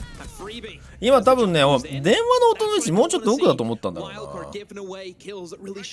無警戒で今またごうとしたけど、あんなに手前にいると思ってなかったんだろう。そのあたりはさすがのプロも聞き違えるんだろうな。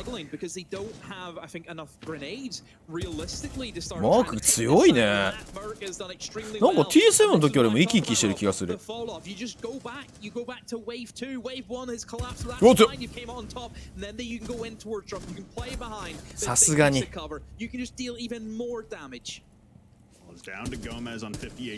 ょっと時間がないね。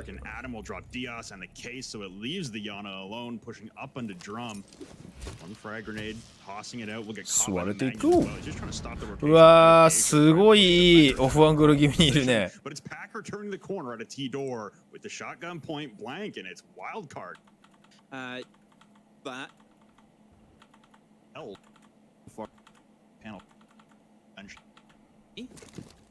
Should be just get the breach up, and that's the main thing you want to look at. Mirror window is obviously going to cause issues for them. You can set them up in. サッチャーバンでもないのになんで狩り使うんだろうね。テルミットバンなんだ。へえ。まあまあでもテルミット重要だもんな、高層ビル2階は。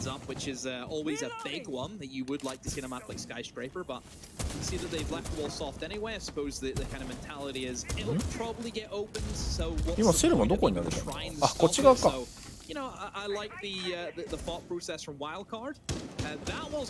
いや、キババリア強いよな。せっかくハードブリッジしたのに防げんだぜ。反則だよな、やっぱり。あそこまで割りに行くの結構外廊下気にし、飛び出し気にしつつ行かないといけないからめちゃめちゃ怖いのにさ。ズルだよ、ズル。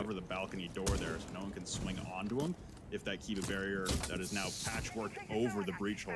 It's actually Packer himself who's going to do it. I guess Adam had better things to do at the moment, so Packer will have to cover himself for a moment. And right now, the puck on is kind of going slowly. Mirror's getting taken care of, and it seems like it was with the coming out from Spoit. It's just面白い車線でキババリア壊すの。うわー、パッカーの位置きつ。い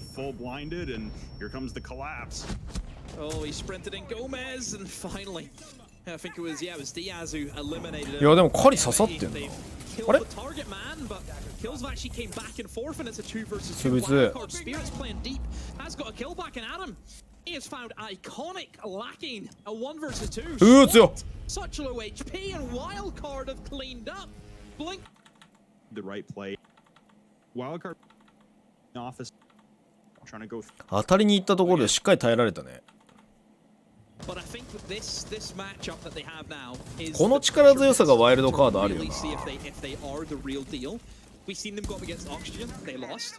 なんかラインの作り方が綺麗。当たりどころの明確化がすごい好きだ、ワイルドカード。ここで当たろうとした時に明確にその意思統一がチーム全体でできてるから見てておもろいっていうか、見てていいチームだなってすごい思う。I was gonna say, Skyscraper slightly defender-sided, but even in that round there, M80 got some really good picks. They got some really good breaching accomplished. Completely basically Packers are irrelevant to the conversation, yet still a good holdout there for WildCard. うわ、すげえ情報取れたな。ガジェットがあんまねえな、現地に。いや、これだいぶ情報 M80 いい情報取ってるぞ。全然ガジェットないもん。構成的に見ると2回かガジェット巻いてる。これ現地攻めにいい情報だね。ほんとマットぐらいしかなかったもん。状況的にはだいぶ M80 有利なんじゃないですか。ドローン相当回せてますから。And has went for something, normal. Ying, that's what we're used to seeing from Kino. He's trying to really push the boat out and playing Cali, but there's a reason why we don't see Cali. There's a reason for that. Ying's just going to help them a lot more, I think, to actually just get in, but Packer ain't letting it go. まあ2回取らないと攻略できないからな。Candelas go raining out. スピリッツ1きちいね。 Inside of T, trying to hold on as the Candelas aren't coming close. There's actually an injury there, and it is Kino. He ああ、キノインジャーだったんだ。 now very low on HP, down to 20. なんか詰めないなと思った Everyone んだ for よ。 M80 trying to file their way into Geisha. Spirits sees the silhouette momentarily, might be behind the wall. Gomez, though, will collect Adam right behind him. The Spirits still ス undetected ピリッツの位 in 置 this は浮いてる position. のか Might have a それとも huge バレ play て to ないの make か on this どっちなん round. だ You こ just れ got to pick the right angle to look at to begin the engagement. The Abs No, will not that's turn not. the corner, and actually Gomez wins it out. Kino grabs Merc as well, so a 3v2 now for M80. He's trying to send back down towards the bomb site. It's just Packer and Surf left for Wildcard. 20 seconds, but まあ20秒であれば Della's left available for himself. ワンチャン作りましたね That means that they M80 は have to try and play just with あ違う guns. M80 ね One ワイルド flashback カー from ド Gomez is all that remains of any プラン form of ターを utility. Diaz なんとか will 抑えられれ control, ば but うわ what a いい swing, タイミン what グ a で swing from Surf. 勝ち見たね Kills the player who was looking to go for the plant. なあ間に合った Extends himself in 素晴らしい機能 Gets taken out. I'm locked there. A card for the Need to go for, I think. ああ M80 いいタイミングで取るねやっぱちょっと攻撃にリズムがない感じするもんな Perfect on. again. リズムがいいわけではなかったかな今のラウンドも All the power to you. It looks like they are going to run their head back into that wall, though, with Office. See if they can get it done in a timelier fashion.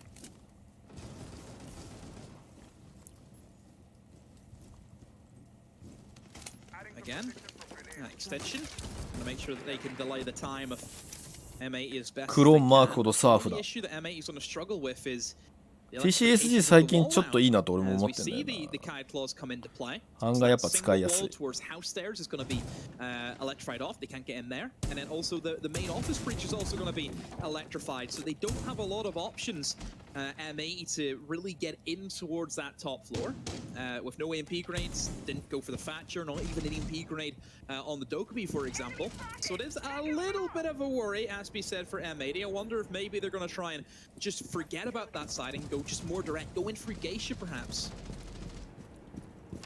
The shots rang out. They've dealt with the Kai Claw on the office wall. So now this will be opened up by the can opener of Kino. They do actually start making some progress in. A lot faster than they did last time around. Wildcard also not utilizing the same number of personnel as last time. They're definitely not hard holding it. They have fallen back pretty deep towards the bomb site now, which has afforded M80 the opportunity to push in towards Terrace, in towards Dragon, try and set up outside of T and actually get a site execute going, as there really wasn't a site execute the last time M80 attacked the site.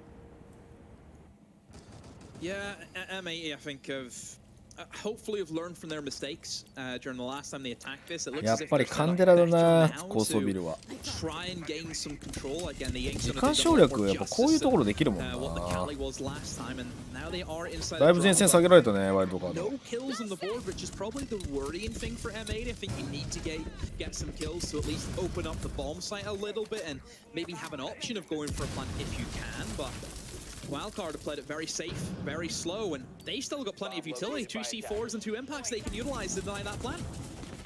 Adam on the peak there, doesn't collect, go. but there goes Kino with an assist from Spirits' Nitro. Same result. Now Diaz cannot connect onto Adam either. Persevering inside of Geisha. There goes Diaz. Spirits jumping into the fray. Geisha refuses to be withdrawn from. ちょっと M80 前線合わせられなかったか Pushing his way up black stairs on a flank. It's a 2v4. It's him and Iconic. ゴメスの裏口階段が一つポイントだったんだけどな Spirits bring it down to a 2v3, but no diffuser. The trade out there. And now it's just Iconic alone. Jumps into Geisha. The SMG-12 will decapitate. さすがにやな Now again, no diffuser, no time, nothing left there for M80 to salvage. It's Wildcard. Again, coming away victorious on this teen karaoke defense. スピリッツのコンテナ小屋みたいな部屋好きこれでしょまさにわかるなんかログハウスみたいなのかっこいいよねなんか自分の空間感が出てていい Entering. One here for M80. It's a good chance to bounce back, and then it'll either be a repeat on this site or a head back. あと扇風機が俺的にはポイント for 高い Wildcard. There's still an opportunity here for 涼 M80. しいんだろうなぶっちゃけな俺夏にバンクーバーカナダ行ったことあるけどさ確かスピリッツカナダだったと思うんだけど Kino's back on the count. マジで夏のバンクーバー最高だったよもう一回行けるんだったら行きたい like, Thatcher's up, bro. You don't need to. And I know that people are, probably Fresh Allen will probably try and I say Jack Fresh Allen. He'll because he thinks that like Callie's like such a good operator because it's great in this meta. You can clear keeper barriers and shields and you can get rid of utility stuff like that. Throw the gun. You can't function if you can't shoot them. You know, oh, it's a one shot. That's fine. It's a pull action sniper rifle. ちょっとカリがバチクソ刺さってるとこ見たいな。We know that. ゴメスどっから来るんだこれ。ゴメ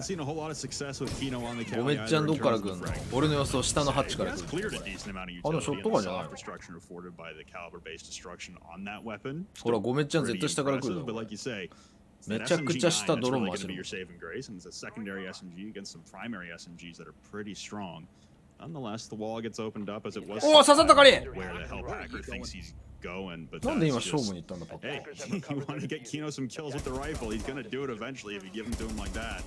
あれ？ロ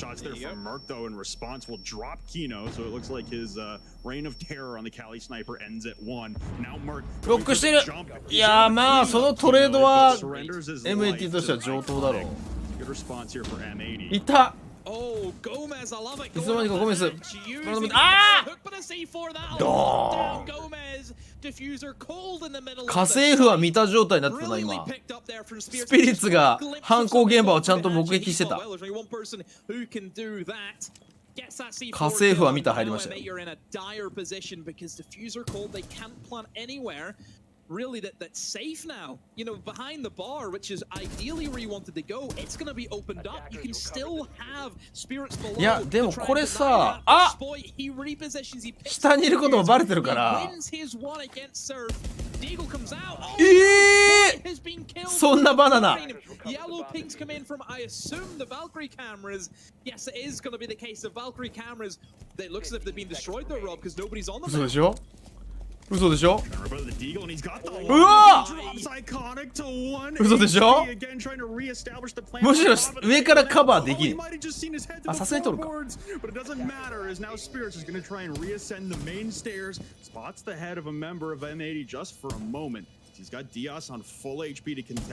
や、スピリッツ全然あるぞこれ。いやー、危ねえ。ギリギリの攻防だね。渋いね。アイコニックも渋い顔してたね。あ、これここで見えてたからかマーク。これ家政婦は見たね。シャーって上がっていくとこ見てたからね。これ競技シーン結構長く見てきたけど、ほぼ初めてにぐらいだな。初めてぐらいだな。なんか下からピン立って床が抜けてて倒せましたみたいなの見たことある気がしてる。虹さん、いい勝負です。でも高層ビルも若干防衛マップだから、まあまあワイルドカード4本取りたい。ね、手骨に当たらないのえぐいよね。いや、今の違う違う、ピン立てた。ブラックアイが現地にあって情報取れてたのずっと。だからそのキルできたところだけじゃなくて2回目のなんかアイコニックだと思うんだけど、アッシュもプラントしてる時にダメージボコボコ入れられてたじゃん。あれ全部ブラックアイで見られてる。ピン立ててとはいえだよ。とはいえリーグであんなに綺麗に抜く人初めて見た。スパッツフェチマスターさん、こんばんいらっしゃい。いやでもちょっと今5分よ5分。でも M80 に対してワイルドカード5分に持ち込めてるのはやっぱこのチーム自力があるってことだよ。よくこの完成度で持ってこれたね。グループステージ頭から。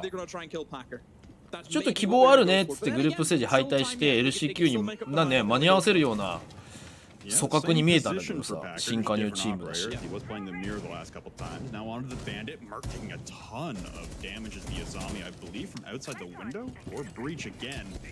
いや今 CG 業界のワイルドカードのブランド価値急上昇中よ。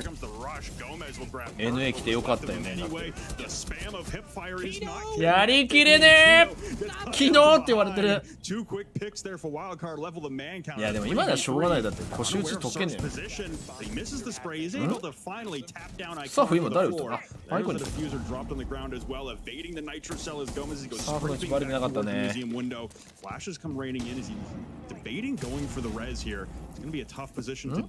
アスどこに？ on the ground. Still got some time here, but again up top on another サーフがさ狭いエリアでめちゃくちゃ頑張ってるね。いやでもこれブラックアイで全部情報取れてんじゃん。赤ピンつきすぎなの。道場破り感ある。なるほどね。確かに頼もうって NA 来たらいきなり名だたる NA の強豪国と渡り合ってる感じね。初手でソニックス倒せたのマジででかかったよな。あれなんかいるぞ。上から4番目ワイルドカードのなんか変なやつがクレームを置いてるなと俺思ったんだよ。これ本当か。 M80 はキノの狩りを信じる。ワイルドカードはマークの BB を信じる。Only thing you would probably say you're maybe missing from this kind of lineup would be a little さて bit of soft breach would be the only thing, knowing that you're going in towards kitchen. どうなることやら。 There's a good chunk of utility you can open up from above. Rob, you know, you think about barbecue, all of that. その心はみたいな。 Kitchen obviously destructible. 謎かけみたいな。 Yeah, probably the only thing, but it looks as if they're more focused on like killing the players above than what they really would be with, you know, focusing on the objective more than anything. I mean, I don't have the stats in front of me, but wow, as Merc loses almost all of his health. EU のワイルド NA のワイルドカード世界このマッチアップみたいな。確かにワイルド対決。 This is not a bomb site that gets planted on all that often. This is very much a TDM round regardless. The EMP's can score again. Yeah, let's see if Jesse can get on that for us. Kino taking some damage in return, I imagine, from the windows as he retreats his way out of Geisha. So Merc still establishing a power position on the karaoke window. Just unfortunate that a gentle breeze will fly him away, いや unfortunately. これスピリッツの入れどころもむずいぞ。 Now Spirit's trying to work his way い in て the top of Black 今 Stairs. ハドバルショットが打たれただけだぞ。 Good response here from MA. あマーク取った。うわ BB の活躍収めといてほしいな。うわサーフいい読み。まずいですよ。うわマーク強っ。ただいる固め取りの男スポイト。これ1回なのかポイント。お鳥おじさんお疲れ様です。いやなんかロックとかラペロックしたいから BB なんだと思うんだけどさ。先見えするからな BB どうしても。BB は3ラップで四方耐えた。なるほど。スポイトの視点移動ねマジでねすごい見た方がいい。本当に空いてる車線ビッタビタで覗いてるからこの人。僕今まで見た一番綺麗なエイムの移動誰ですかって言ったら間違いなくスポイト。初めて見た時衝撃を受けた。ローテートホールとか銃で撃たれて壁が崩れてるところとかを一個一個全部ビッタビタに見ていくのよあの人。マジでエグいなスポイトと思った。何この人と思ったもんねエイム見てて。シャイコとかあんまそういうんじゃないんだよ。シャイコ結構読みで置いてることが多くてまたタイプが違うんだよ。シャイコビッタビタに全部見ていく。マジ視点移動綺麗。So this feels almost very deja vu with what we've seen previously whenever it was WildCard on the defense and they were kind of set up the same way with the zombie barriers blocking up the breaches and slowly falling back. I will say 進撃のマークが来たぞ。進撃のマークが25かきついねメイティ。まあ上位6位は決まってるけれどもここでメイティが3ポイント取れればだいぶ順位表に影響があるんですか。You know, the gunfights haven't really been going their way. あれ This is where they get a little bit timid, a little bit quiet now. They want to play safe. They don't want to give kills away. They don't want to risk gunfights that are 50-50s. They just want to play behind their safe utility. It doesn't look like Gomez wants to play too safe here. And unfortunate there for Merc is he's just waiting for some burn to show up as Merc seemed eager to get ちょっ into と the 足止 fight まっ with てるね。 Gomez. 悪くはないけどタイムマネジメント的にはちょっとラインが上がりづらい状況になってる。 Ultimately, when the burn does come, Gomez has retreated. So a little bit of time killed there is just inopportune location for the flashbangs. Another Gemini clone gets claimed and Iconic's position. この段階でアイコニカ下にいるっていうのはだいぶ厄介だね。今マークが回り込んだのかな。 Disrupt this attack round. There's only a minute left here for WildCard to again get that execute going, and there it is, Iconic. 下潰しに来たところ先に当たったんじゃないかな。 うまっ Oh, great shot from Spoit. Surf goes down, and finally, a glimmer of light for M80 Spoit. Starting to warm up. スポイト強いね。いや、アトムも強えな、今のエイム。神がかってる。うわー、スポイトが暴れ始めたぞ。スポイトショーが始まるか。マジでスポイト乗り始めたら止まんねえからな。いや、誰もワイルドカードがここまで勝つと思ってなかったでしょ。てかマジでね、いいシージしてる。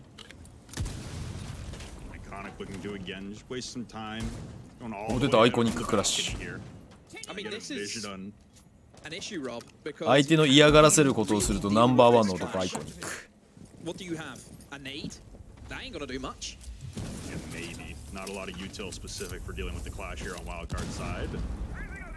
あー、まずい。これで3つ使ったぞ今。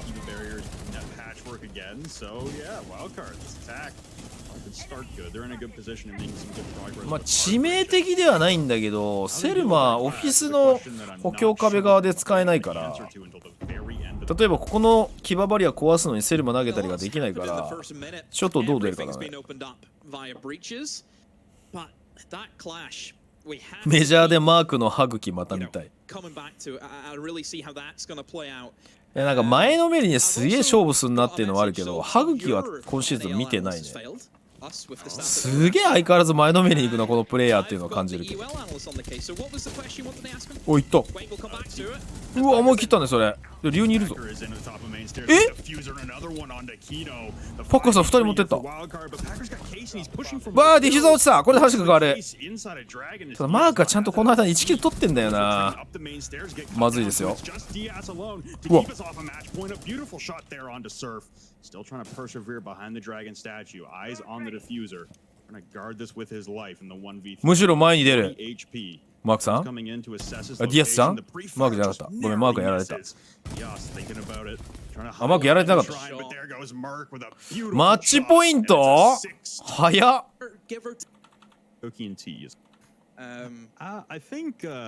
ラグレットさん、ほらありがとうございます。Very here in Skyscraper, but we cannot take anything away from WildCard. I think that they have played the defense really well. It's exactly what I want to see teams play like with the aggression. M80 に対してがっぷり四つで6-3でマッチポイントだもんな。For the attacks, you know, pretty creative as well, pretty fast when they need to be. They see these little pockets of space, they go for it. But at the same time, you know, they're bringing a lineup which screams we can even slow it down to our pace. Because they know that it's going to be M80 who have to try and get back into the game. 補強壁は簡単に割れそうだけど。Make M80, you know, just lose the patience, and then M80 will start making mistakes, and they'll capitalize off them. Here comes Geisha. Both walls, the exterior and interior reinforcement, will be taken apart. さっきがちょいちょいミスが目立つ。え？フラグ？あ！まずいですよ！あ！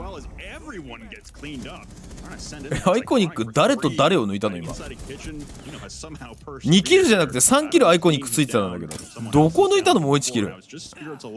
1v4 taking damage from the goo mine, the collapse coming from black stairs. Yeah, that's a tough one there for WildCard, trying to flood into the bomb site early. They get ripped up. I'd say for as it is. こういうワイルドだろっていうプレイすると流れ変わっちゃうからね。流れ変わったおじさん出ちゃうかもしれないからな。あれまたマーク。懲りずに。マークもうなんかタクティカルシード壊されてない？あ、あれ感染カメラのバグか。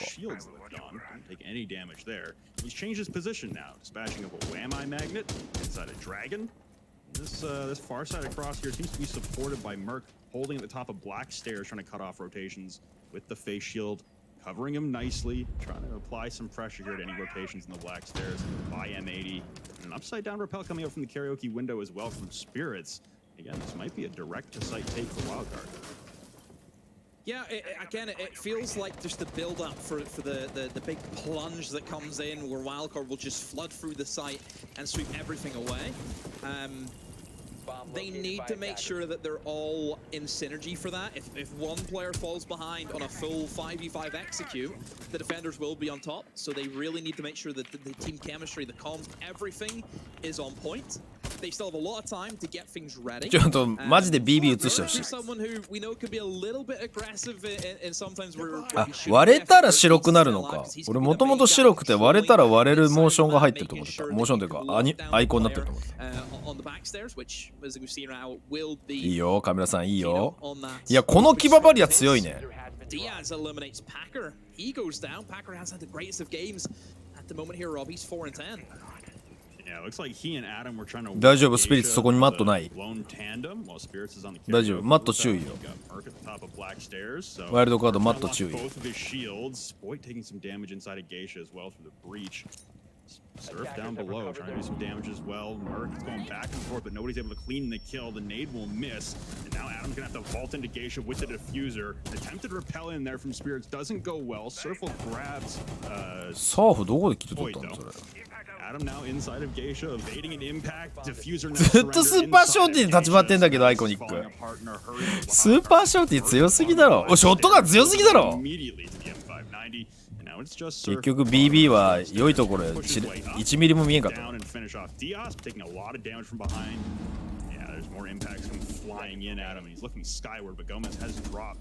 Engage in this battle. And it's iconic actually to close it out from inside Geisha. And we're going to round 12. 今でも落ち着いてたね。そうだね。逆にワイルドカードの方がバタついてんね。マッチポイント取ってるはずなのに。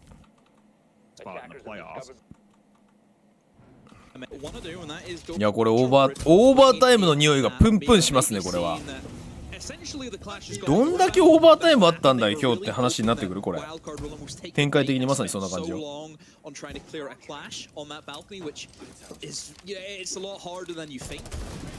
So they've kind of went for, okay, if they're not going to take the bait and chase after the clash, let's just go traditional, let's go basic, and just try and grind out a win. Well, it looks like that first mirror window in the solo wall top of main stairs is まだ動画30分でこらこらそういうテクニカルな見方するんじゃないよ。大体それで分かっちゃうんだけどね。Two EMPs used and one ace Selma, and there goes your mirror. First grenades coming up from the front door entrance here from Surf, trying to claim anyone inside of Exhibition, not spotting anyone. サーフいい選手だね。あれビーストコーストとかにいたんだっけ？ミラージュにいたんだっけ？全然パッとしなかったんだけど。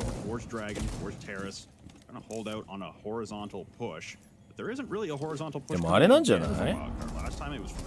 やっぱりさ、そのちょっと例が分かりづらくて申し訳ないんだけどさ、ワールドカップでさ日本代表の10番背負ってた南野拓実選手ね、リバプールからモナコっていうチームに移籍したのよ。で今フランスのモナコで頑張ってるんだけどさ、去年はさ新シーズン1年目かな、モナコに行って1シーズン目だったんだけど、まあ鳴かず飛ばずだったの。あんまりいい成績残せずに、それがワールドカップでもあんまりいいパフォーマンスにつながらなかったあったんだけど、今年もう絶好調なのよ。開幕 4,5 戦で3戦だったっけ、3戦でなんか2ゴール3アシストとか、なんか3ゴール3アシストみたいなそんな成績なのね。で監督が変わってさ、ヨーロッパで南野選手がブレイクした時の監督がモナコに来たのね。それで南野の特徴が最大限生きるポジショニングとプレーのスタイルを容認してくれてみたいな話になるからさ、やっぱシージもさコーチとさ選手の組み合わせって多分あるんだろうな。エッジーさんこんばんいらっしゃい。モ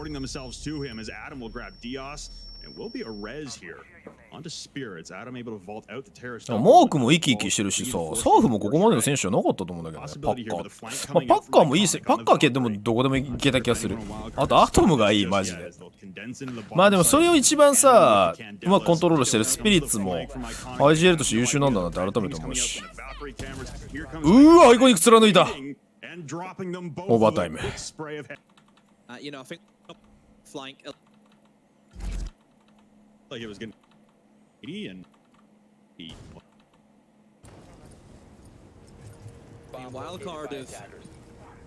いいね、熱い試合だね。ワイルド負けて0ポイントでこの試合でオーバータイムになったから、ちょっと上位陣のランキングが不穏になってきたね。混戦になってきたんじゃないか。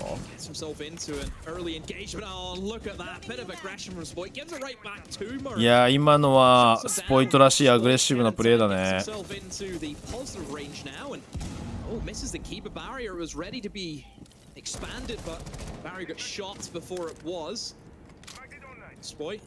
Lose anything from it though. We'll be able to fall back and get in the opening pick. You take down Merc, you take down an entry. フナティック見てると逆に感じる。まあね。でもさ、そのどうなんだろうね。なんか落とし込みができてない、コーチの言ってることの落とし込みができてないんだとしたら、もうなんか日本人選手にとってはなんかコーチがいいとか悪いとかもう関係ないからな。あ、ワイルドカートが去年までナビのコーチだったりとか。優秀だね、やっぱり。瞬く間にチーム作り変えてるもんな。ITB といい、このワイルドカードといい。うわ、そっから見てるのか。なるほどなるほど。あれいい車線だな。覚えとこう。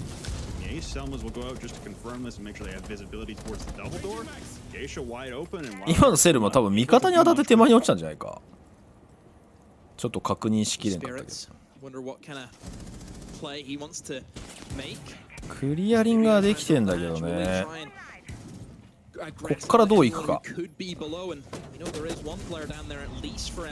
なんかスピリッツのやっぱりブリッツは安心感があるね。フォレストのあれとは違うね。わ、削り切った後ろが。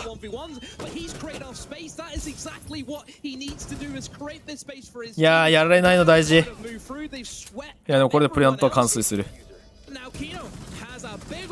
それキノの反応えぐいな。うーわ、来たぞ SMG11 マスターが。あるよ、キノであればあるよ。これこの人これで何度もクラッチしてるからね。あー、でも茶室側に引いてんだ。いやー、今ので1キル取れてれば。怪獣か。下から見てるー。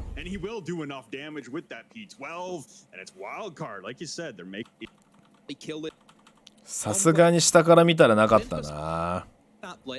エロかったな今。ケツに弾がぶっ刺さってた。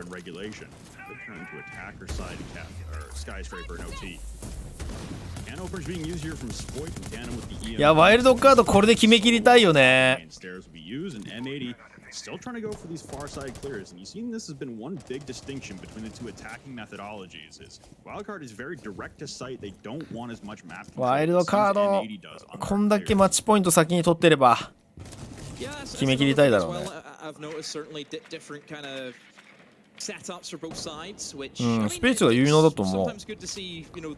まあでもやっぱりコーチがベースちゃんと作ってるからだと思うけどね。マーク結構やっぱり好きにやらせてるからな。そんなとこピークすんのかみたいな結構あるけど、どっちかっていうと今のところいい方に転んでるケースが多い。あ、またいや、これちょっと痛いね。ゴメスの嫌なが HP 下がるとなるとon that Ying, which just make sure he stays alive. He's going to be a big reason why M80 can get really any grasp of this round, is using those Candelas, giving himself a big advantage in those gunfights. First Candela will go out. I imagine you're trying to pull anyone towards Drum, bait out anyone to make a mistake and swing onto Spoit. No such luck will be had. As like you said, surrendering that much health early for Gomez is problematic, but very lucky that there wasn't anyone still holding on the far side for WildCard to clean up that kill and get the opener. We stand at a 5v5 as a minute and change starts to tick down the clock. Now the Candela 下がらせることがうまくできるか、そのカンデラで。 trying to establish dominance over this tower position and try and work いや、うまい。 towards T, but there goes the Nitro goes soaring and will collect the life. まずいです M80。 WildCard trying to hold out and win this thing 8-6, not need a 15th round, and they're doing well. まずいですよ。 Merc will grab これはスポイトがスポイトすることにかかってる。い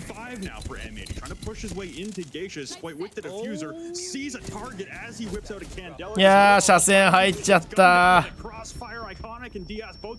スポイトがスポイトできず。時間はまだあるけど、いいカバーの車線だな。このサーフの位置にかかってるね。いや、ここはそうだね。ハイド、オフアングル気味かな。おっ、でも残り10秒しかない。いくらアイコニックとはいえ。ブルドーザーでも無理。インパクトだった。やっぱワイルドカード強いね。M80 が抜けるかな、スムーズにと思ったけど、そうはさせないね。いや、これ2ポイントもぎ取ったのマジででかいわ。さて最後に順位表見て終わりますか。なんだかんだでさ、2試合合計で1時間半見てるからね。長。さて見ましょうかね。これでございます。ででーん。1位ワイルド。今日ワイルドカード。負けたので、1ルーズついてのオーバータイム1勝ちだから2ポイント。M80 逆転それでできなかったんだね。なるほどね。これ見づらいからやだ。ウィキペディア見させてくれ。マジで勝ち星がマジでね、わかんないんだよ、これ。てか試合数がわかんないんだよな。はい、こちらでござい。5勝1敗。素晴らしいね。14ポイント。で、6試合消化。M80 も6試合消化で1ポイント遅れを取ったんだ。なるほど。で、オキシゲンも6試合消化で11ポイント。で、ダークゼロは5試合消化だから、次で3ポイント取れば、一気に2位ぐらいまで浮上するんだな。で、ソニックスは5試合消化。なんで、ここも、オキシゲンより上に行く可能性はありますってことか。で、ミラーズは5試合消化だけど、そうだね。ミラージュ、ルミノシティ、SSG、ビーストコースト。でも SSG はここで3ポイント取れば、いやでも6ポイントだと全然一緒か。だね。これもう結構ミラージュ、ルミノシティ、スペースステーションゲーミング、ビーストコーストに絞られたんじゃないかなって思うぞ、これは。というわけで今日は NA なんとか。長かったね。これ NA さ、投資で見たら4時間超えてたね。いやー、大変な熱戦やった。というわけで皆さんも無理のない範囲で観戦楽しんでください。それではまたお会いしましょう。お疲れ様でした。